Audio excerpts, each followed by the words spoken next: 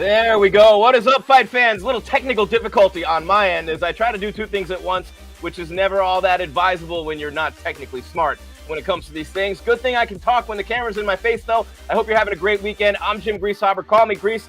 It's MMA Weekly's UFC Fight Night live. We got our man Scott Peterson in Las Vegas. This fight night's a good one. They're all good ones, and we are pumped for us tonight because we got Lionheart Anthony Smith, number 6 in the light heavyweight division, taking on Ryan Spann at number 11. Lionheart and Superman, the main event tonight. A couple of really tall and rangy light heavyweights. You know, Lionheart Smith, and you don't need to know too much about that guy that you don't know already. When you look at him, he's 6 feet 4 inches tall. Ryan Spann at 6'5". They both hit pretty hard. Spann probably hits a little harder, maybe has a little bit better wrestling. Lionheart, very good in the jiu-jitsu department, outstanding grappler. He's coming off 2 wins in a row, and that was after he lost 3 out of 4, including a title shot against John Jones. And if you remember the title fight with John Jones, Jones hit him with an illegal knee. Lionheart could have had that fight won and said, hey, I want to be the champion, let's go, but he refused to take it, and he didn't get the belt as a result.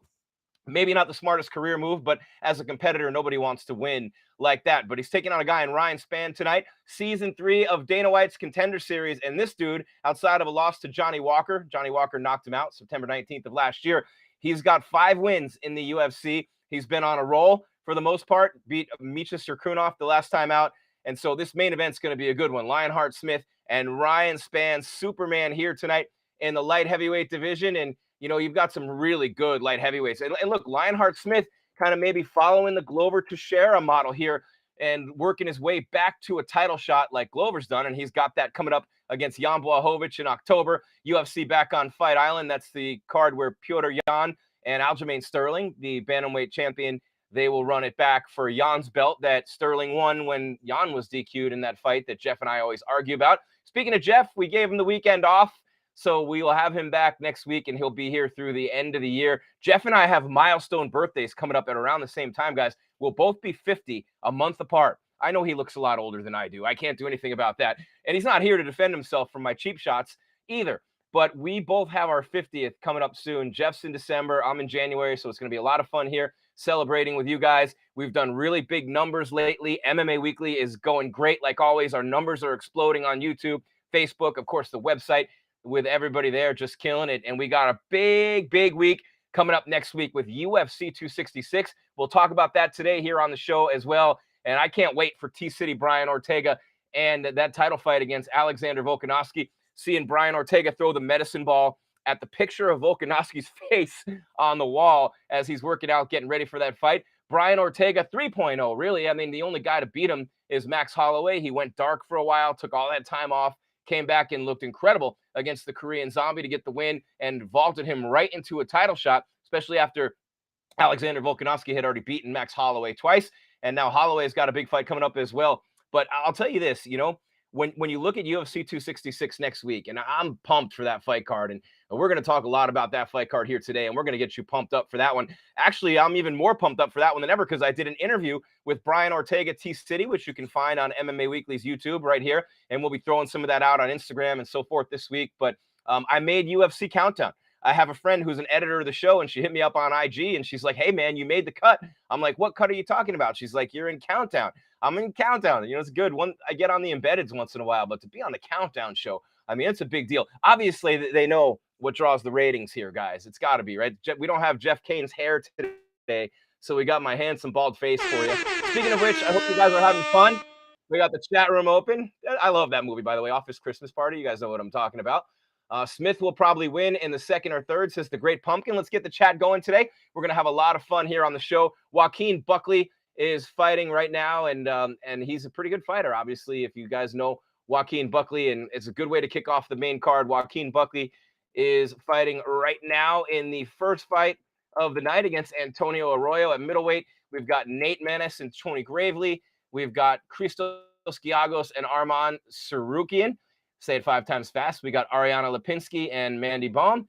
Ian Cutelaba and Devin Clark is the co-main event. So the light heavyweights taking center stage here tonight in a division that's literally just kind of, I mean, I don't want to say it's at a low point, but when John Jones vacated the belt, you know, and you've lost some fighters in that division. You had guys trying to go up.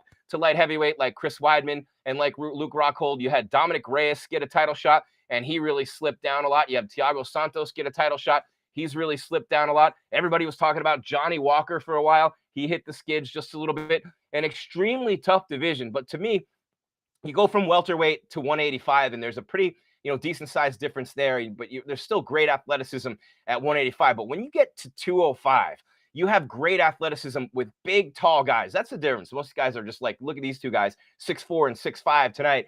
Monsters with great athleticism. But when a guy like John Jones, the greatest of all time, debatedly, right, or arguably, when a guy like John Jones leaves the division, obviously the division is going to take a hit. It's going to suffer a little bit. Glover Teixeira had beaten Corey Anderson, I'm sorry, Jan Blachowicz beat Corey Anderson last year in Albuquerque.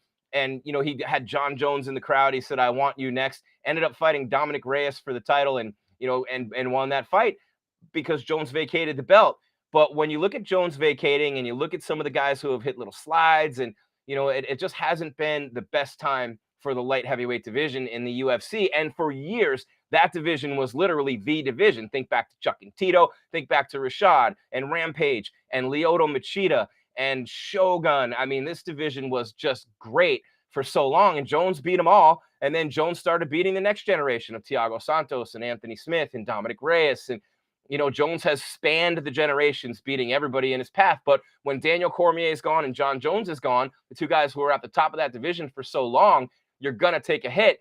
And Glover Teixeira took advantage of it, man. Glover Teixeira put himself in position to work his way back. I love to use this word, to take the circuitous route back to a title shot. And he's got it. Glover lost a bunch of fights. People thought, hey, Rumble knocked his tooth out, if you remember that. He lost some really tough fights. Alexander Gustafsson lost some tough fights, including Lionheart Smith beat him in Sweden. And that was it in the light heavyweight division for Gus. He tried to come back at heavyweight against Verdum, and that didn't go well for him. But when I look at the light heavyweights, guys, and I think about that division and the athletes and competitors that they've lost over the last couple of years, Corey Anderson went to Bellator, Cormier and Jones, I mentioned the two of them. It's taken a lot of hits. Gustafsson. And, it's kind of restocking. And I love Yuri Prochaska, by the way. I think he's going to be the champ. If not early next year, then by the middle of next year, I believe he'll be the champ. Alexander Rakic might have something to say about that, though. These aren't household names at this point in time, but I will argue that the talent level is just as good as it's ever been in the light heavyweight division. I think Jan Blachowicz just absolutely mauls Glover Teixeira, and I don't even think he gets his hands on him to maul him. I think he's just going to knock his face off. And Glover, it's a great story, but I think Jan Blachowicz is going to decimate him and take him apart in there. And then you'll see, Yuri coming up, as the champion next year. So that's going to be a lot of fun to see where that leads. And, Jan and Glover's coming up. But as far as tonight goes, guys, when I look at Lionheart Smith, and this brings us back full circle, thinking about how Anthony Smith, because he got the title shot against John Jones, the illegal knee to a downed opponent, would have given him the belt. And I'm friends with a guy who was a manager of Lionheart Smith's at that time, and he thought Lionheart should have taken the belt, and as a competitor, he didn't want to do it. But after losing to John Jones at UFC 235, which was June of 2019, he beat Alexander Gustafsson, submitted him, rear naked choke in Sweden, right, in Stockholm, and that was supposed to be Gustafsson's retirement fight at home. Well, it was his retirement fight at home, but it was supposed to be going out in style with a big win. Lionheart spoiled that party, right? Then he lost two in a row. Glover Teixeira TKO'd him, and Alexander Rakic beat him by unanimous decision. When Rakic beat him, I remember thinking to myself, wow, Lionheart's dropped. But when you look at what Rakic has done since then and where Rakic is poised to go here in the near future, that loss doesn't look so bad anymore. And Glover's fighting for a title right now. So obviously those are two of the top three guys in the division in the world, and then Jones beat him. So looking at Lionheart Smith, he's beaten Devin Clark and Jimmy Crute back to back. So when I think about this, I think about Lionheart Smith and people saying he dipped for a little bit. He really didn't dip or drop that far. So you can't really say that when you look at Lionheart. I mean, you look at what he's done with those fights since then, and TKO over Jimmy with a doctor stoppage last time, and he beat Devin Clark by submission. Hello from Vietnam. Good afternoon, Vietnam. I don't know what time it is over there, but it's afternoon here on the west coast of America. Buckley and Arroyo are in the third round, 3:15 and counting left in that fight. And I probably should let you guys know, too, that Colin Crandall from MMA Power Hour is going to be popping on here in about 20 minutes or so, give or take. But, when I look at Lionheart Smith, he lost to Thiago Santos, John Jones, Glover Teixeira, and Alexander Rakic. And before that, he had lost to Cesar Ferreira. He's been in the UFC since February of 2016, right? But he's 35-16, guys. And the reason I bring that up, think about that. 35-16. When have you ever seen a guy with that many losses? Not very often fight for a title when he did against John Jones. One of the things I love about Lionheart Smith, and I actually really like the guy a lot. He's a great dude, does an awesome job when they have him on the telecast and so forth. But this is a guy who at one point in time was 5-6, losing to guys on Victory FC, Fight to Win, Colorado versus Nebraska, Fight Club Inc. He was losing to guys on Crowbar MMA. I mean, he was 5-6, 5-6, guys, at one point in time. Got a break and, got a chance on Strikeforce after winning on Cornhusker Fight Club 6. That's obviously Nebraska. But my point is, guys, here's a fighter who at one point in time was 5-6 on the lower level of the sport. And I love people who follow their dreams. I love people who inspire me. I love people who never give up. And even when they're faced with all kinds of adversity, and I just interviewed Chris Weidman, and we're going to have that up here soon on MMA Weekly. Same thing. When you're faced with that kind of adversity on the lower levels, especially of the sport, like Lionheart was, to stick to it the way he did, to keep on fighting the way he did, to keep getting better and better and better and climbing slowly up. Then he gets a shot in the UFC. He's the underdog against everyone he's fighting, works his way up to a title shot, loses the fight to Jones, and now only the biggest fighters in the world in the division have beaten him. A lot like, say, Orion Bader when he was in the UFC, went to Bellator and became a double champ. But Bader would beat everybody he fought except the Machitas and the people like that. I mean, he even beat Rampage over in Tokyo, right? But Bader would lose the biggest fights, the Rumble Johnsons, and, I mentioned Machida. But when you look at Bader would beat everybody else, and that's what Lionheart Smith has done. So you got Glover fighting Blachowicz coming up, and that's a big one in this division. And you got all kinds of great things happening right now for both these guys. And look, you got Jeff Kane over there. He's his absence is noted, and his presence is here and felt even when he's not. So we're excited about that as well. And we're pumped to have you guys in the chat. What do we got? See, you got Jeff up there on the screen. We got a roll call here. We got Vietnam. We got Jay who says, get on my level. Yeah, I'm working on it, Jay. We'll get there eventually, man. But I'm pumped to see where all this goes in the light heavyweight division, because I believe Yuri's a killer, man. I really believe Yuri is a killer. And, look, he's a champion from Invicta. And when you think about him, man, he's got the crazy hair. He just looks like a lunatic. And you see him fighting there. He's got a lot of skills, man, and he kills people. So, by the way, Joaquin Buckley, the winner by TKO, round 3, 226 over Arroyo here.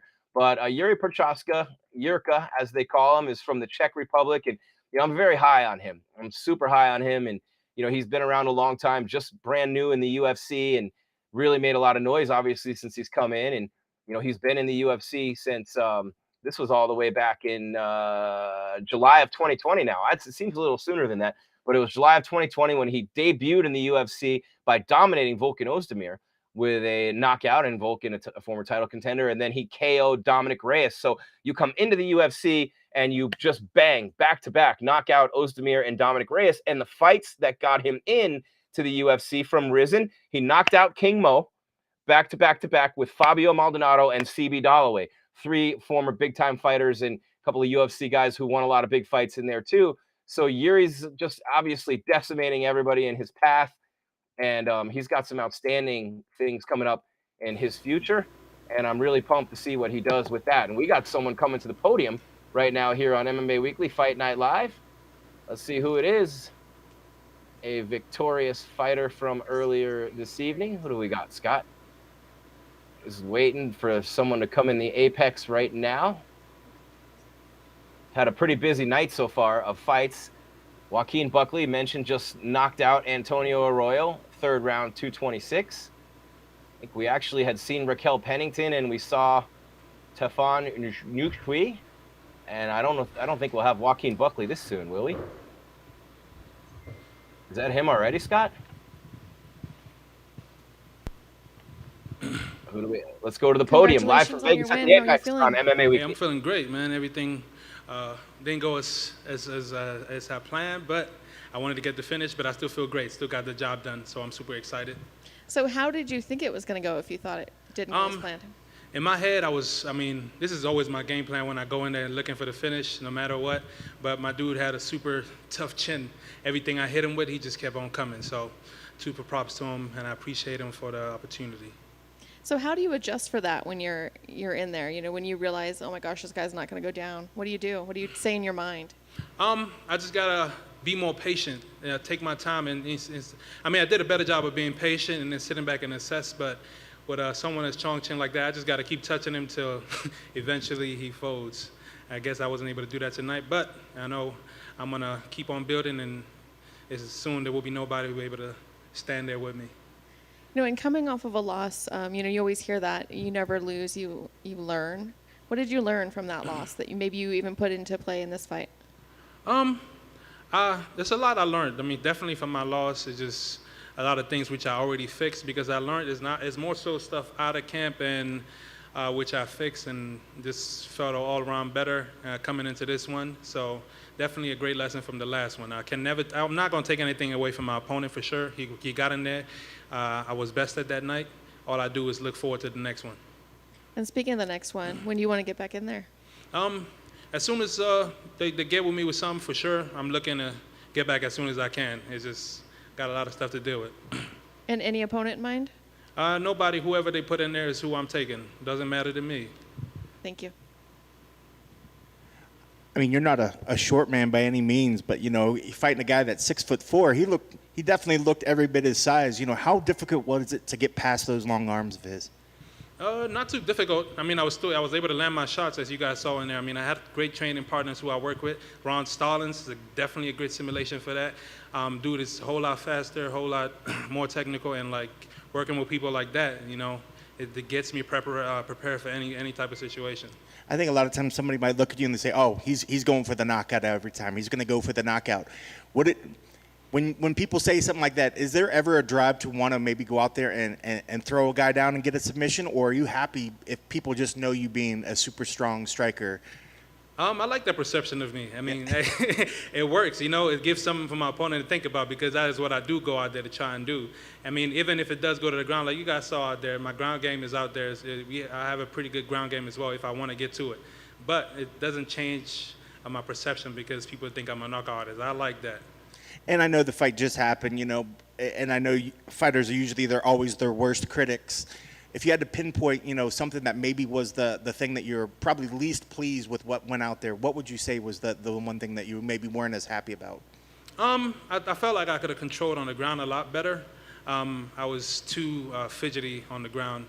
I should have been a little bit more patient on the ground and do what I know I can do. I'm just going to keep building on that. And if you had to pick a number of fights per year to where you think you'd be at peak performance out there, what's the right number for you? How many times a year do you want to be fighting? If you ask me, I'd say every month. Every month. 4 to 6 is good to me. I don't know if that's realistic anymore, but hey, 4 fights sounds like a pretty good number, steady number. Congrats on the victory. Thank you. Well done tonight, my man. Hey, I think your fans and anybody here wouldn't mind once a month. Bring it. Hey, I'm always ready. You got the work. You stayed ready. But what were the adjustments in there when you have that much of a taller opponent? How much of a factor was it to be punching upward, striking upward, or the fact that you had this new weight class that didn't make no difference? The weight class definitely didn't make a difference, because prior to the UFC, I fought in heavyweight and light heavyweight before. And so getting back into 205 is just another day in the park. And his length didn't really make too much of a difference, because I have great sparring partners who give me a great look on that. So I'm very confident with the height difference. Can we assume going forward that light heavyweight is your new home, or if the opportunity presents itself, you'll go back down to? If the opportunity presents itself, 185 for sure. But right now, 205 is a home. It's like I got to make sure whatever weight class I fight in, I'm super ready for it. But 205 right now is where I'm at. Sounds good. And lastly, what can you take apart from this? You mentioned, and I'll piggyback off of that, being your worst critic. What did he do right that you were like, man, I need to definitely go Monday morning, knock out these drills because he caught me on this? He did a pretty good job of trying to stay long which is a lot of stuff which we focus on. I mean, trying to stay on the outside, and then I was just working more on my movement. I think that's the best thing that he kind of did. And then also kind of giving me the feints, some of the feints he did kind of sold me a little bit, but after a while I got used to it. Right on, man. You got to do that Mike Tyson peekaboo. Yes, sir. Body boom. Good luck, and thank you, sir. Good job tonight. Thank you.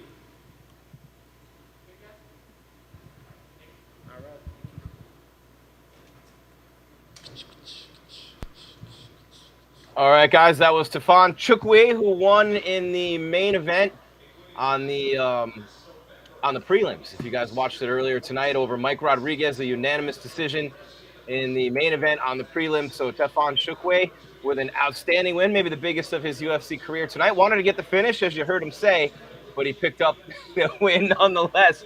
I love you, Scott Peterson. I'll tell you what. Look at, we got my co-host Jeff Kane over there.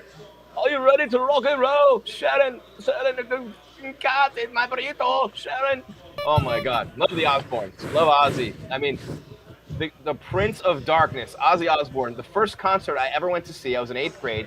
It was 1985. I'm in 8th grade. 1986. I'm in 8th grade. It was the Ultimate Sin tour with Metallica, who opened up on Master of Puppets. First time I was ever high in my life, and I didn't smoke anything. I walked into the New Haven Coliseum in Connecticut, and the contact high, I didn't know what it was. I was in 8th grade, but I remember Metallica coming out. I was not a Metallica fan, but the first song they played was Battery off Master of Puppets. And I thought, these guys are incredible. Metallica killed it for a little less than an hour. And then Ozzy came down. It was, you know, the shot in the dark video with the big chair and the evil demon eyes. And oh my God, what an incredible night that was. That's my Ozzy memory right there. The first concert I ever went to, Metallica and Ozzy, 1986, New Haven Coliseum, New Haven, Connecticut, the Ultimate Sin tour. And that, of course, the reason Ozzy's up there right now is because Jeff Kane has the Ozzy Osbourne hair. Jeff Kane has everybody. I mean, like, if you look at it, it's fluffy. It's the Pantene. I'm waiting for him to go like this every show. I mean, see, when I go like that, like, nothing happens. But I got the beard game going strong. Jeff's got the hair game going strong, and we miss him. I think he's actually at a concert right now, Jeff Kane, as he likes to do and follow bands around and do things like that. But right now you've got is that fight started yet? Tony Gravely's fight? Did we start this fight yet? I don't think we did. But we got some big ones coming up, and Cutelaba and Clark is the co-main. Anthony Smith and Ryan Spann is the main event. But when I was talking about Anthony Smith, let's get back to Lionheart and that title picture in that division. You know, Yuri Prochazka and Alexander Rakic. Rakic is pretty frustrated right now because Yuri's the backup for Blachowicz and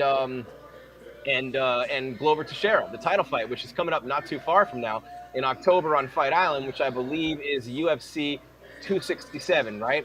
So you look at Blachowicz, who was a KSW champ, and you know Yuri was a Risen champ. But you look at Blachowicz and Glover Teixeira taking the circuitous route, as I said, to get back there. But Yuri Prochazka is the backup for that fight.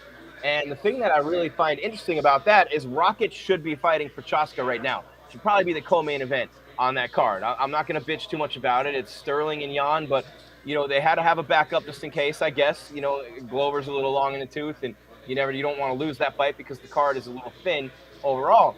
But when I think about that fight card and I think about, you know, Alexander Rakic and how frustrated he is right now, and I don't blame him because he hasn't fought in 5 months now, and he had a big win his last time out. He is not happy at all, and he's been calling out Yuri Prochazka for a long time, and you know, we thought for sure that Alexander Rakic was going to get that shot. Jeff and I did, and he was going to fight Yuri in a number one, you know, contenders matchup to fight the winner of Jan and Glover, which we all know is going to be Jan. It'd be one of the biggest upsets in UFC history if Glover wins that fight, even though I love Glover. But when I think about Rakic, he should be getting that shot. But they have Yuri backing up the title fight, and so that means that Rakic is going to be on the sidelines even longer. And, you know, all the guy's done is win big fights and win them impressively. So when I think about that, it makes me wonder what's going on there. But I think Rakic will have a lot to say. And I have Prochazka being the champ by the end of next year. And I think Rakic is going to be right there with him. Although I don't just want to write off Jan Blachowicz because he's an outstanding fighter as well. So I'm pumped for that and to see where he takes that title reign. I interviewed him in Albuquerque right before he fought Corey Anderson. And he said to me, he will be the champ by the end of that year. And I thought he was nuts, but he was. And he thought he would beat John Jones to do it. And Jones was there that day.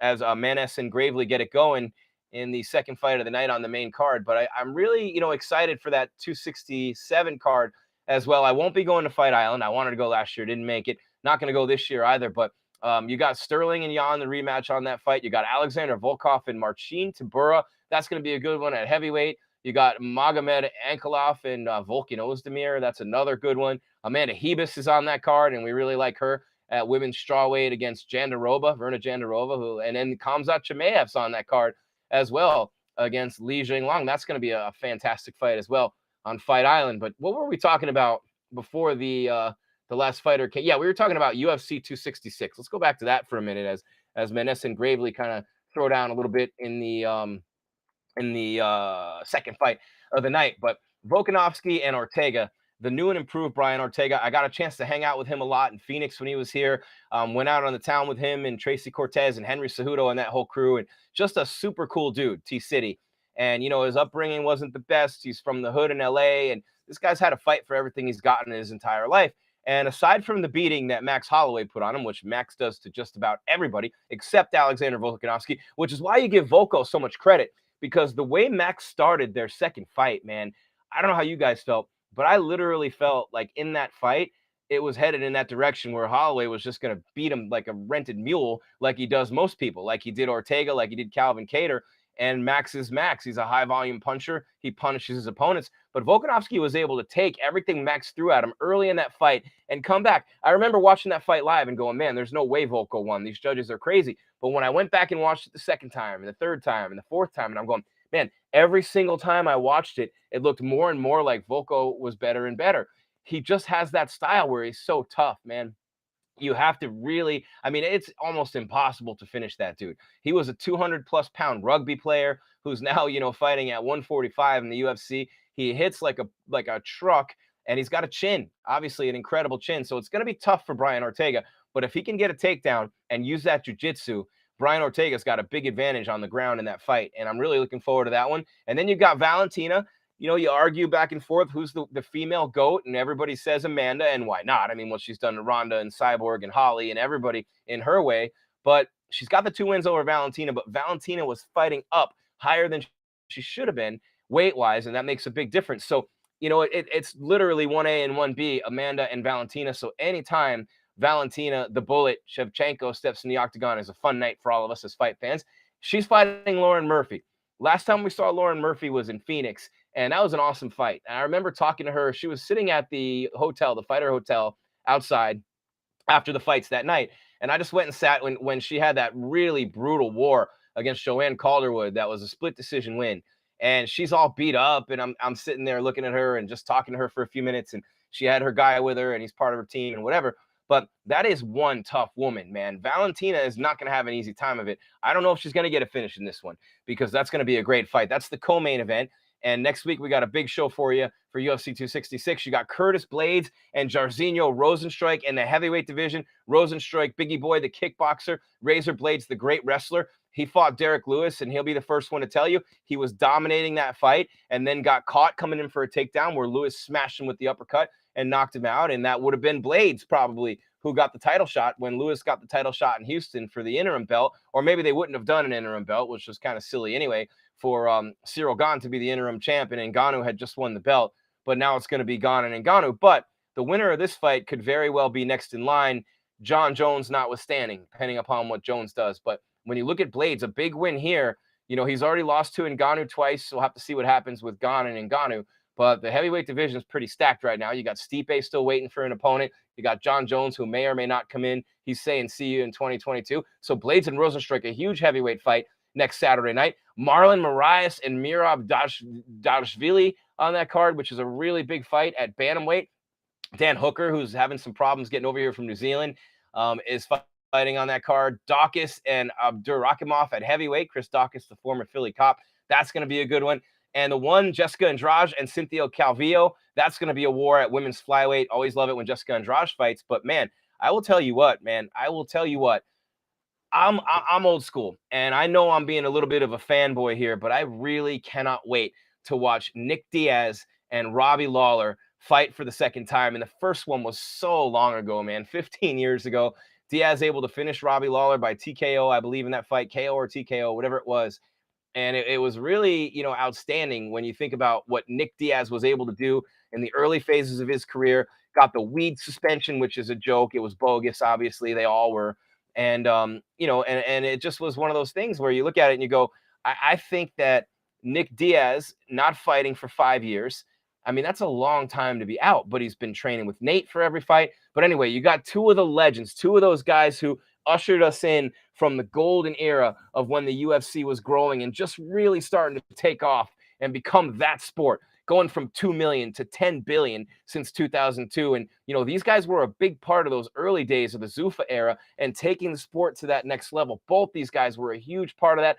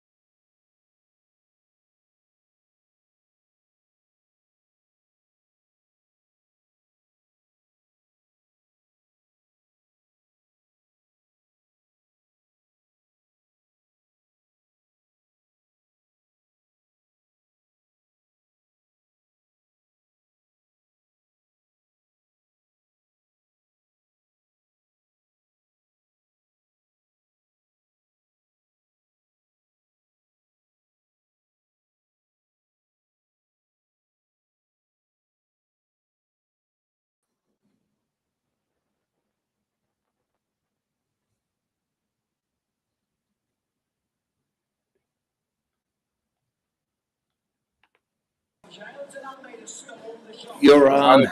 All right, here we are, guys. We're back. This is the knockout of the night right here. Thank you, Scott Peterson, for booking it back from cage side to get us reconnected. So, an electrical storm here in Arizona. If you've been to Arizona, I live in Arizona in the U.S. on the West Coast. Not quite the way we call it the West Coast, not really the West Coast, but about 6 hours away from L.A. by car, about 4.5 hours to Vegas, and in a place called I'm actually in a town called Gilbert right now, which is right outside Phoenix. But anyway, this time of year we have what's called monsoon season, and we get these big dust storms, or haboobs as we love to call them, and it makes my 12-year-old son laugh because it has the word boob in it. Haboob, right? But it's a dust storm, really, is what it is. And a giant dust cloud forms, and it's dirt from the desert all swirling around with the rain and everything. And you get the electrical storms that come along with it, the lightning and the thunder. It seems like the end of the world. Like you grab 2 of every animal and build a wooden boat, like Noah's Ark, you know? So end of the day, this storm knocked us out, man. KO of the night. So the electrical storms, sometimes you get a surge through your house. And it used to happen to me all the time when I lived in Florida. So you have everything on a surge protector, but it literally sends a surge of electricity through your house. And any place where you have a lot of stuff going on, and I have a million things plugged on in here. So anyway, it shut everything off. I had to run outside to the box and flip the switch. And normally I'm in my studio, which is in Tempe, where ASU, Arizona State University, is. And normally I'm there. Today I'm with my kids in Gilbert, and this is what we have happening. So, but we got back on. We're all good, and we're still rocking and rolling. And the fights are still continuing right now. See where we're at on the fight card. I didn't even get to kind of get back in touch with what's going on here. One of those things where you never know what's going to happen. I know this isn't TV, but you know, I've been in TV and radio for 26 years, and live TV, live radio, you never know what the heck is going to happen, man. You just don't know. You're live and you're kind of like, you know, flying solo and naked here. Naked and Afraid. You guys ever watch that show? Naked and Afraid. There we go. That's exactly what we're doing right now. We're naked and afraid here on the show. But we were talking about 266, and man, what a card that is. Diaz and Lawler. I don't know where I left off with you guys. We were talking about that card, and then I looked up and I was like Han Solo and Empire Strikes Back.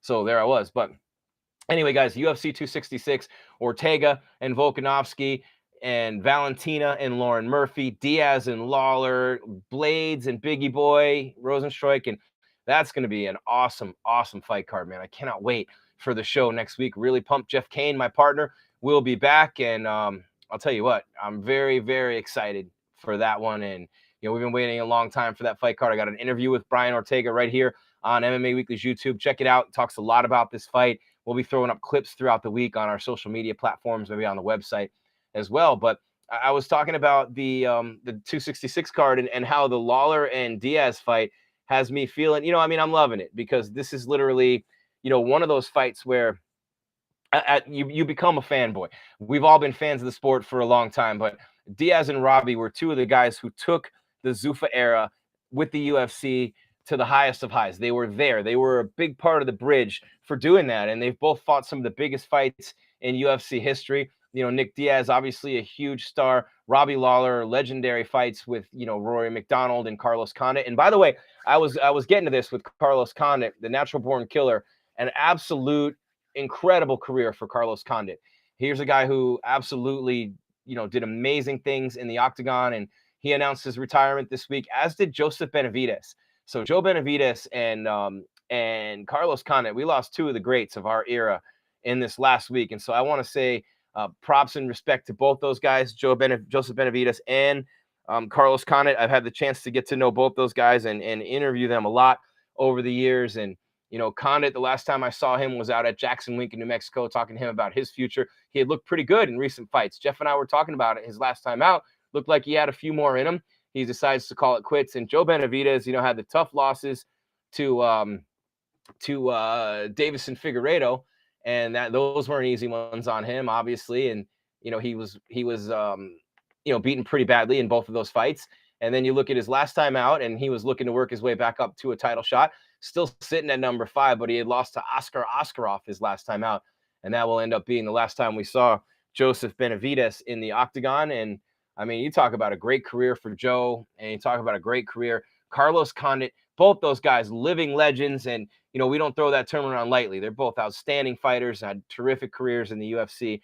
And we lose them both to retirement this week. And so congratulations to Joe. Congratulations to Carlos on great careers. And I'm sure both those guys will be very successful with whatever they do post UFC. And Benavidez has the Dapper Scrappers thing. If you haven't seen that, check him out on IG. I always tell him we got to do Dapper Yappers for the media guys. And his wife's a media girl. I mean, no one can compete with Megan Levy and her sense of fashion, especially being married to Joe. And they got that thing going on. But, Dapper Yappers, we think that's a great idea.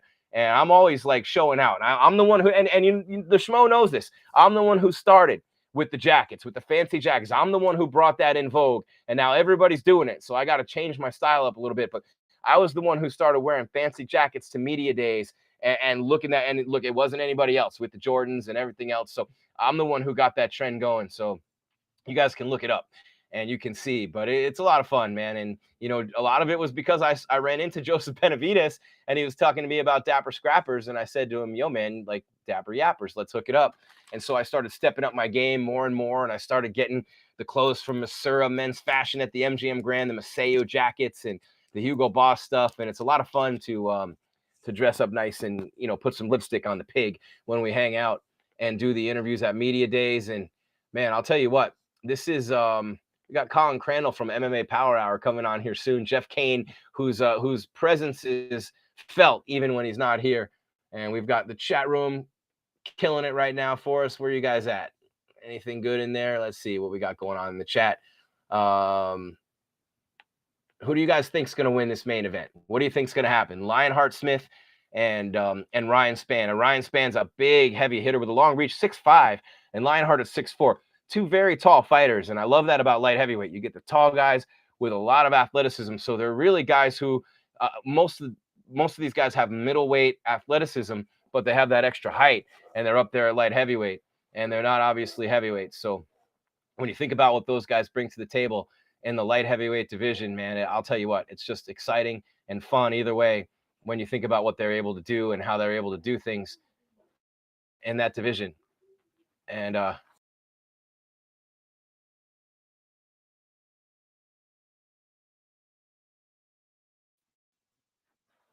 it's a great division, the light heavyweight division. So much athleticism there, and we're going to see two guys today. Ryan Spann, super strong, and he's a guy who can just end you with one shot. So I'm pumped to see that power against Lionheart Smith. And we know Lionheart Smith's got a great chin. We know he can take punishment all day long and keep coming at you. So we'll see if Ryan Spann can touch him up with some of that power, and get to finish that way, or use his wrestling. He's a very strong fighter, Ryan Spann, as well. But Lionheart, very crafty on the ground and a great grappler. Jiu-jitsu wise, got submissions. Spann's got submissions too. So this fight could end on the feet, could end on the ground for either guy. But either way, we're going to have more clarifications in the light heavyweight division in terms of the title picture and what we have going on there. So no matter what happens, you're going to see a pretty good fight, I think, between Lionheart Smith and Ryan Spann here tonight. And very, very excited for that one, as I am for most fights, right? But that main event will be coming up soon. The rest of the card's still going. By the way, we had a pretty good finish in the last fight of the evening, which was you've got Giagos coming up, and trying to keep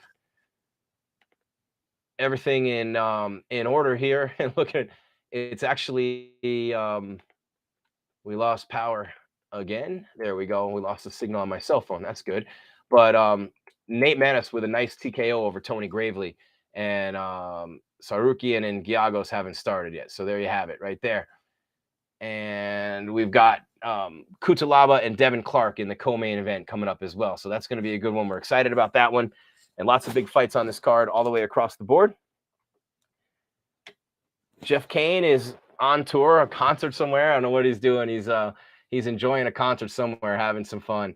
But, man, I'll tell you what, next Saturday with UFC 266, coming up after that, Santos and Walker, October 2nd. Speaking of big fights in the light heavyweight division, that's going to be pretty good too when you think about those two guys. And I'm really I can't wait to see Thiago. I think Thiago is one of those guys who, he got the title shot against Jones. He hurt his knee bad in that fight.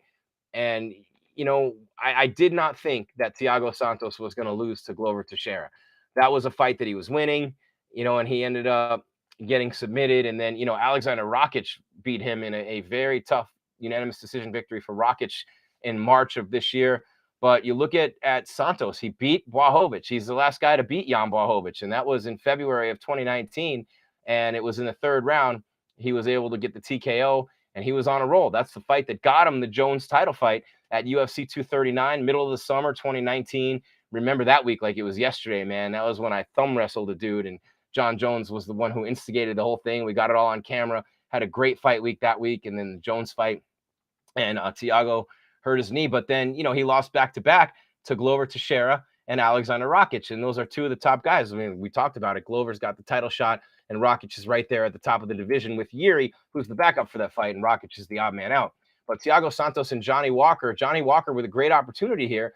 You remember how he started, man, and then he hurt himself celebrating, and he wasn't the same after that. And when you look at what happened with Johnny Walker, he got TKO'd by Corey Anderson, who at the time, this is November of 2019, and then Corey's next fight was against Błachowicz in a number one contender matchup. So that was the win, Corey Anderson's TKO of Johnny Walker, that propelled him to that. And a lot of people thought Walker was headed toward a title shot, and then he lost the unanimous decision to Nikita Krylov, and that was in March of 2020.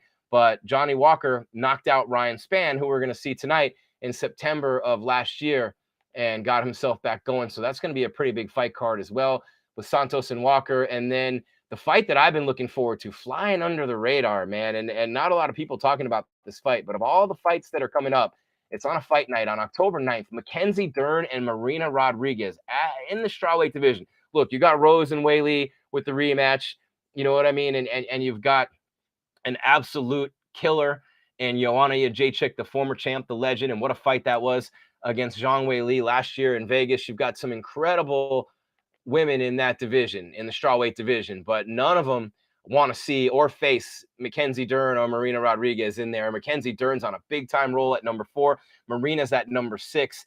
But I can't wait for the Thug Rose Zhang Weili rematch that's coming up soon in November at Madison Square Garden. You got Carla Esparza right there knocking on the door at strawweight. That division's loaded, but Mackenzie Dern, the world-class jiu-jitsu, Marina Rodriguez just beating people up, man. She's heavy-handed. She's been just really impressing me a lot, and you've seen her growth and her development. She's a purple belt in jiu-jitsu, but she's just an incredible athlete, and she's super tough. She hits like a truck. She picked up a unanimous decision win over my girl Michelle Watterson, the Karate Hottie, and she beat Amanda Hebus before that. Carla Esparza beat her by split decision in July of 2020. A lot of decisions in that division with the top fighters going at it against one another. So really just the winner of this fight, I believe, is going to be in the title picture by the end of next year. And you've got Zhang Weili and Thug Rose on the rematch, and we'll bring in Colin Crandall from MMA Power Hour in just a minute. But and Colin's going to love this. He's coming in right on time. We got to have you zoom in there, buddy. See, like, match me up. Match the shots. There we go. Yeah, zoom in. So get your head just like mine is. Like, so you felt. There we go. We'll you got to get in closer. There you go. See how big my head is? Maybe it's just that I have a big head. But I'm talking about Mackenzie Dern and Marina Rodriguez is the fight that I'm looking forward to the most out of it. Everyone's talking about the big ones like Volko and T-City, and then the Colby and Usman and all those fights in Madison Square Garden. But Mackenzie Dern and Marina Rodriguez. You got Thug Rose and Zhang Weili in the rematch. You got Joanna and you got Esparza in that division. But these two at strawweight have really been starting to put it together. Mackenzie Dern, ever since she had the baby, there was some magic there somehow when she became a mom. And Marina Rodriguez, ever since the Esparza loss, which was by split decision, these two are just beasts at strawweight. So I was just talking about, as we bring in Colin Crandall from MMA Power Hour, he's going to co-host with me the rest of the way. Colin, Dern and Rodriguez on October 9th is as good a fight as you'll ever see. Absolutely so. Real quick, they have Jeff Kane at MMA Weekly below me. I don't know why I put my name in. He has nicer hair. Thank you. Exactly. So, yeah, Colin Crandall here. There's no time to fix that, Colin. There's no time to fix that. You're a last-minute replacement. That's okay. That's okay. So Kane couldn't make it. So man. That's it. Call me Abel because Kane can't make it. I'm Abel. Kane and Abel. You know the story. Anyway, Mackenzie Dern and Michelle Rodriguez. Very, very exciting fight. Both women are on fire. Mackenzie Dern coming back after being pregnant is looking like Mackenzie Dern 2.0. Her wrestling is better. Her striking is better. And her jiu-jitsu, as we know, is all world, super high level. So she is the mixed martial artist, the more balanced fighter of the two with the better jiu-jitsu. However, Marina Rodriguez is an amazing striker, absolutely the far superior striker, super tough. She's got the length and the height, and it's almost like an old school UFC match with a striker in Rodriguez and a grappler in Mackenzie Dern, and this is going to be an amazing fight. The winner is in an amazing position to possibly get a title shot in their next fight or the fight after that. Yeah, and I mean, you got Rose and Wei Li. That's the rematch coming up. And I thought maybe Wei Li should have had to fight Joanna again, and the winner would fight Rose Namajunas for the championship. Or, some people like Jeff Kane was all about Carla Esparza being in there and getting another shot because she's the last one to beat Thug Rose when you think about that. But Wei Li did. But when I look at that division overall, they're just so good at the top of that division. And I don't think Carla is worthy of a title shot right now. And that's not a knock on her. I just think Joanna and Wei Li should have rematched it, and then the winner should have gotten Rose Namajunas. But I'm not complaining about the Namajunas-Wei Li Zhang rematch that's coming up in November, because that was a fight that, Wei Li had been decimating people, and she did not look like herself in that fight. Namajunas, of course, had come off a couple of real tough fights and not look so great herself. She lost the belt to Jessica Andrade in Brazil, where she was winning that fight. She got slammed, and it just messed her up, and you didn't know if she was going to be the same. But I'm very excited to see what Wei Li, and she's training here in Arizona at Fight Ready. Shout out to Santino and Eddie Cha and all my guys, Dave Zoline at Fight Ready, building just an epicenter of MMA quickly and rapidly with Henry Cejudo. Henry Cejudo's training a lot with Zhang for this fight, and I got to get up to Fight Ready and watch some of this sparring. But it's becoming one of the hottest gyms in the sport. Zhang Wei Li is training there. Thug Rose, of course, we know what you're going to get with her. The striking is off the charts, out of this world, technically, not as much power as Zhang. And I'll tell you what, when I was in Vegas for the Joanna Jacek Zhang Wei Li fight, Colin, you and I were both there, and we had a lot of fun at Media Day. That was the Izzy Romero main event, but Zhang and Joanna stole the show. And I don't know if you remember being at the open workouts, and that was when Izzy brought the fans up and everything. But when Zhang Wei Li was hitting the pads about 4 feet in front of my face, I'm like, how in the world is this girl 115 pounds, dude? I'm telling you right now, she'd knock my ass out with one shot. She's got a lot of power. Yeah, me too. Amazing power and explosiveness from the Chinese fighter Zhang Wei Li. And absolutely, I mean, I think that's why she was a substantial favorite against Rose Namajunas. I picked Rose to win that fight, although I don't think I bet anything on it, or if so, maybe $10, because it was so hard to have a lot of confidence in anyone against Zhang Wei Li. But since then, Zhang Wei Li got smoked, and she has numerous reasons why she lost. Her hair wasn't brushed right. Her gums were bleeding. Her Weidman injury freaked her out, right? The Weidman injury freaked her out. Yeah, right. You know what I mean? The fans being meanies was something she didn't like. Yeah. I don't know. Bottom line is that I'm with you. She really did. I was surprised. Yeah, she really did. Excuses she had. I really was too. The fighters from Asia usually don't do that. I don't know. I think that she didn't merit this immediate rematch either. I'm kind of with you and Jeff Kane both, in the regard that I'm with Jeff, and I think that Carla actually could have merited the fight, but I'm with you in the fact that I think that Zhang should have really had to go against Joanna again, who I felt beat Zhang in their epic fight that we were at. And but I don't know. It's weird. In many cases, people do not get instant rematches or immediate rematches, and Zhang Wei Li seems to be gifted that. But we'll see what happens. If she wins it back, she wins it back. But if she doesn't win it back, she needs to STFU, as the saying goes, and getting back of the class, back of the line. No, and the UFC's dream, man, is to have a big fight in China with Zhang Wei Li. So she needs to win this fight convincingly, as Arman Tsarukyan wins by TKO in round 1. So another fight in the books. That's Colin Crandall, not Jeff Kane. You notice the hair is not there. And Colin's got good hair. Don't get me wrong. Colin's got the TV hair. But no one beats Jeff Kane with the Pantene Pro Glow, Colin. That's the thing. But when I look at Wei Li, he's got that. Yeah. And Joanna, Weili and Joanna was the best fight, or one of. I mean, Hendo Shogun comes to mind. There have been some great fights over the years but that was as good as any fight. Probably the best women's fight in UFC history. Yes. I would say it's safe to say that, right? And I want to see that one. I was going to say Joanna's been in a lot of them, but Zhang Weili, she's only beaten Andrade, and you know what I mean? She hasn't beaten, and Joanna, she doesn't have a lot of huge wins, and she got finished badly by Thug Rose. So I thought that Joanna and Weili would fight it out again. And I could even say Joanna and Esparza and make Weili wait a little bit, especially when she started whining and complaining. And then I don't have any use for anybody who does that, you know? And that's what I say about our buddy Paulo Costa all the time. Like, you're not doing yourself any favors, dude.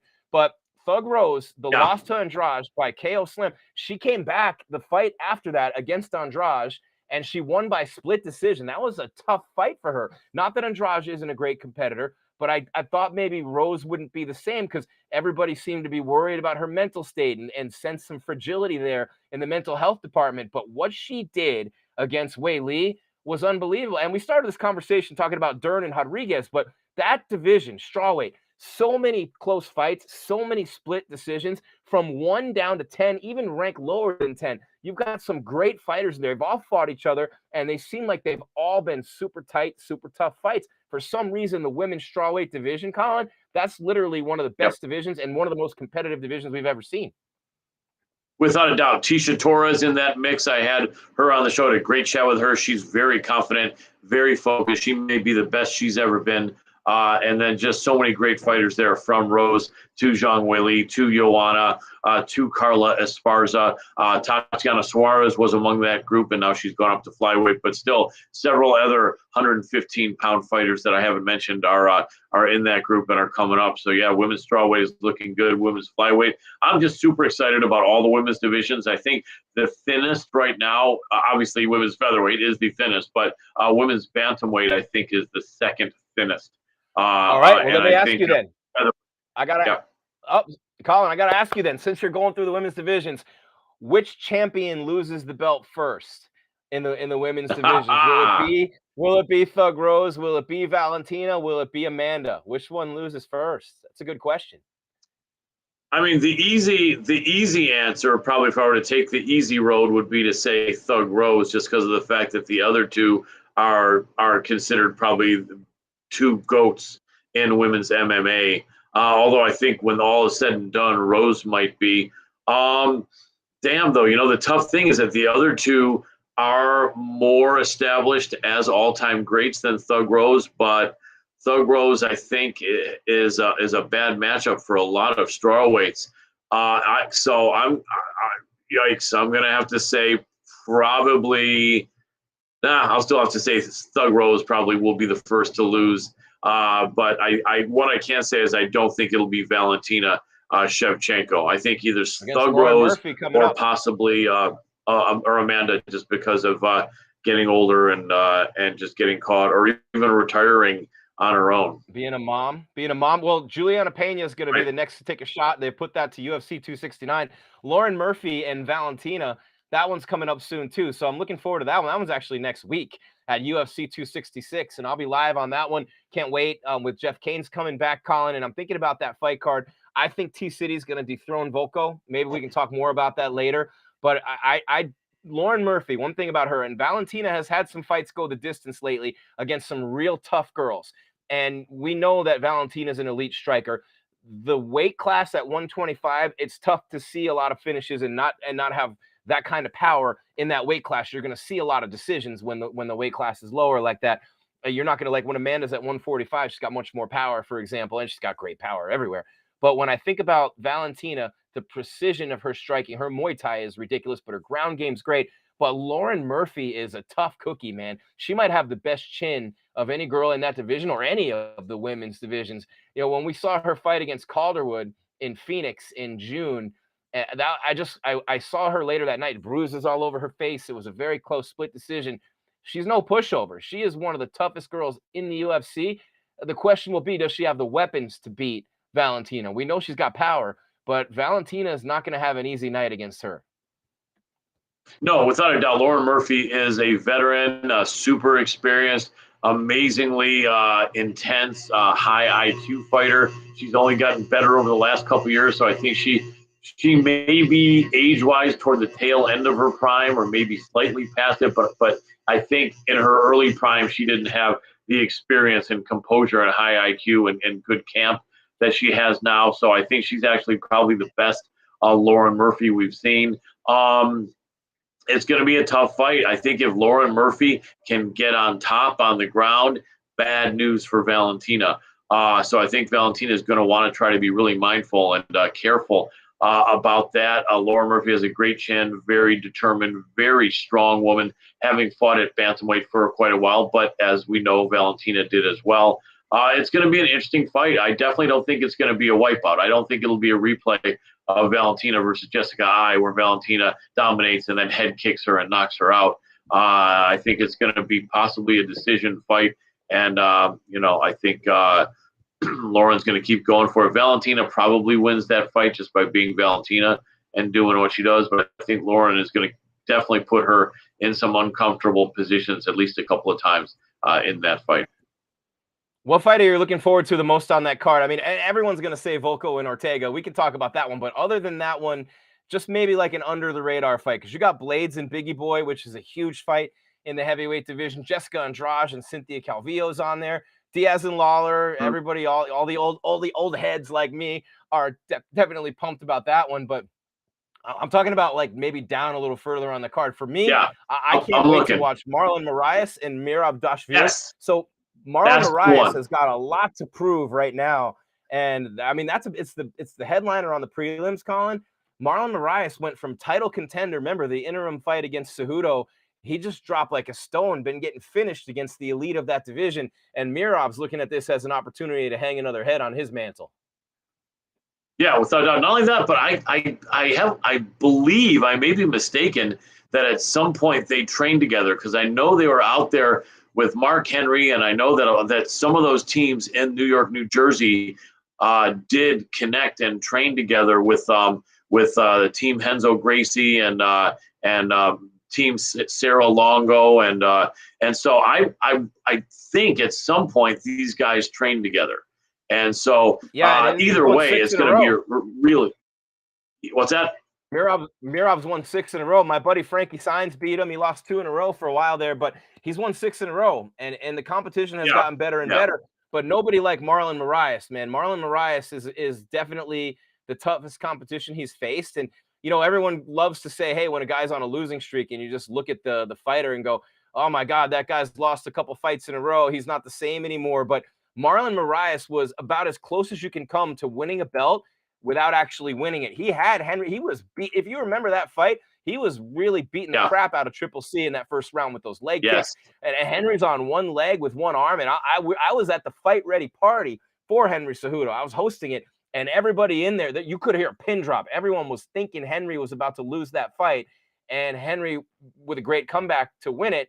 But after that, Marlon picked up the win over Aldo, split decision. A lot of people thought Aldo won that fight. And you remember Aldo got the title shot against Petr Yan coming off of that loss to Marlon Moraes. But then back-to-back losses to Corey Sandhagen, Colin, and Rob Font, both by TKO. Now, Sandhagen just fought Dillashaw, and that was a war, and those are two of the best in the world. Rob Font seems like he's on his way toward a title shot. So the guys, Cejudo, Sandhagen, and Font, who have beaten Marlon Moraes, that's the top of the tops right there. Yeah, without a doubt. It's kind of two men on a different trajectory at the moment with Merab and Marlon Moraes. And what happens sometimes is the surprise comes through, and the guy who looks like he's kind of about to be irrelevant comes back and snatches relevance right out of the jaws of irrelevance, snatches victory right out of the jaws of defeat. Marlon Moraes, very focused, still a young enough fighter, but he does have a lot of miles on him. This fight is extremely important. I mean, I'm not going to say he has to worry about being cut, but he has to worry about being cut. If he loses here to Merab, it's going to be a lot of losses in this pandemic era for the Brazilian Marlon Moraes.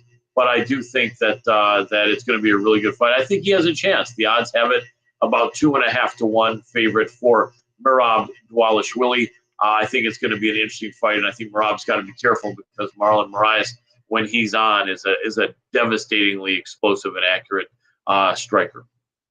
Yeah, and Merab's number 11. Marlon's at number 6, so a great chance for Merab there to move up in the rankings. But Marlon Moraes looking to get back to his winning ways.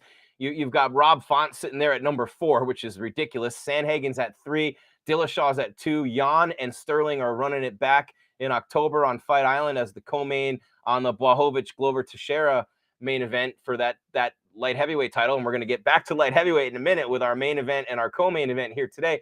Colin Crandall is his name. I'm Jim Grieshaber Collins, the host of MMA Power Hour. Tuesday nights, you want to check him out on Facebook, MMA Power Hour, and on Fight as well, F-I-T-E. Let's see, what else is Fight doing these days? Oh, yeah, all the Triller fights are on Fight. We just had a big show last week, Colin, and that was interesting to see Evander, the real Meal Holyfield, at 58 years old, just get crushed by Vitor Belfort. I thought it was an embarrassment, but it was fun nonetheless to see that co-main event, because Anderson Silva looked great, and we're looking to see Anderson Silva do some things. But Tuesday nights on Fight, MMA Power Hour. And Colin, just real quick, I want to keep with what we were just talking about and looking at the bantamweight division before we get back to tonight in the light heavyweight. I think bantamweight is the best division in the UFC right now. Now, some people might talk about women's strawweight. They might talk about lightweight, which is always great. Even without Khabib, lightweight's packed. But 135, I mean, with Jan and Sterling, I definitely think that Jan was dominating that fight. Petr Yan, what he did was bullshit, and he knows it, and everyone knows it, and he deserved to lose for what he did. You don't cheat, and you don't do what he did, and he stood there for what I thought was an eternity, and then he still did it, which tells you it was on purpose, or he just had a stupid spell come over him, a brain fart, and you know what? Whatever he did, he deserved to lose the belt. But I think of all the guys at the top of this division, and I hate to say it because I love the dude, but Aljo's the one who doesn't really fit at the top of that division. I feel like Jan's going to decimate him in the rematch, and then Aljamain Sterling won't be heard from at the top of that division again. But to come full circle, I think the champion in that division, Jan's a beast. Petr Yan's a beast. But the two guys who are going to be the most capable of beating him, and I think one of the two will by the end of next year, everyone says Dillashaw. I'm going to say Dillashaw for sure. I think TJ's a man on a mission. What he did against Sandhagen with the injuries and the cut was unbelievable. And we know he's got the pedigree. And the loss to Cejudo, he cut way too much weight. He had the PED. It just wasn't his fight. But the other one is Rob Font, man. I don't know how you feel about him, but something tells me, I had that feeling since the first time I watched Rob Font that one day he'll have that gold around his waist. Absolutely. I like Rob Font. Quick question. This next fight is coming up right now with Ariane Lipski and I think what's her name? Mandy, not Mandy Bohm, but where is it here? It's Mandy. Yeah, Mandy Bohm. Do we want to kind of go? Mandy. Well, there we go. So we have the without taking. But I love it. Sent you away, oh Mandy. All right, I'm gonna. There we go. Was that Mandy? I think that was something else, but the song is right. So we have the pro debut, UFC debuter and Mandy Bohm at 7-0, beating 7 women that no one's heard of except for their parents, going against Ariane Lipski, who mostly loses here in the UFC, but is a beautiful girl. Interesting fight here. I don't want to sidetrack you on the other stuff, Jim, but I think we wanted to kind of touch on what's going on here. We'll get back to that one. Let's. We were talking about the bantamweight division. Let's wrap up the bantamweight conversation first. They just got it started with Lipski and Mandy, but it is Mandy. Sure. Barry Manilow. It is Mandy. You know, like it is. My mom had Barry Manilow on 24/7 in the car and in the house when I was a kid. Nice. I think Ariane Lipski at flyweight. I mean, that's another tough division in the UFC in the women's side. She hasn't had, as you mentioned, a lot of success. She's lost 2 in a row. She lost to Antonina Shevchenko and Montana De La Rosa her last couple of fights out. And this is obviously a chance for an undefeated fighter to come in and Mandy and get a win over a bit of a name opponent as we move closer and closer to the co-main, Cutelaba, Devin Clark, Anthony Smith, Ryan Spann. But just to put a bow on that conversation, we'll get back to what's going on here, Colin. Yep. Bantamweight is a huge – you were talking about Rob Font. And Rob Font, I mentioned that he's the dark horse, man. If you can call the number 4 fighter in the world who's been kicking everybody's face in, if you can call him a dark horse, but I think he's that guy. Everyone's talking about Jan. They're talking about Aljo. They're talking about Dillashaw. But Rob Font, to me, is the guy. And you can't count out Sandhagen, but I think it's going to be Rob Font. Yeah, I think you very well could be right. Very impressed by Rob Font. He's a guy who's just slowly gotten better. He's been off a lot of people's radar, and now is pretty much on most people's radar. Very talented. Agreed with what you were saying about Peter Yan deliberately, fouling Aljo, and Peter Yan should absolutely have been stripped of that fight, of that belt. A lot of people on the other side of that, but you and I don't care. We feel what we feel, and you and I are the guys that have been following combat sports for as long as most of these other guys have lived what I on say this about earth. those people, man? I say this. You brought up a great point. The people who are on Aljo, calling him an Academy Award, and some people do it for fun, like Henry Cejudo. But when I look at what happened in that fight, I would implore any of you to take a freaking knee off your head while you're on all fours and you're on the mat. And I would say anyone, that's a brutal strike to the side. I mean, that literally is a concussion right there. Anyone who says Aljo should have continued, he should not have continued in that fight because you risk permanent injury. I don't care all this tough guy shit. Save it for someone else. He should not have continued, and he deserved that outcome. But that doesn't mean that he is a worthy champion. I don't see him as a worthy champion. The only one who's less of a worthy champion right now is Ciryl Gane, but that's an interim. So I think that it will correct itself, Colin, and Petr Yan will win it back. But I mean, that's the thing is Aljo should have the belt and he should have gotten the title shot. But I just think the fighters are so good at the top of that division. He's going to be one of the odd men looking, on the outside looking in. Yeah, it could very well be. I got Aljo to retain against Petr Yan. You do? I think that's. I got to hear this. Yeah, I do. Yeah, okay, tell me. I think that this guy's dead on. Yeah, not always. You and me both know our stuff, and so you could very well be right on this one. But sometimes I'm dead on. Let's say it's weird. I've watched boxing and actually unofficially scored combat sports for close to 40 years now. Ever since I was a kid, I was watching combat sports and putting a scorecard and scoring the fights and watching the trends and reading the magazines and the newspaper.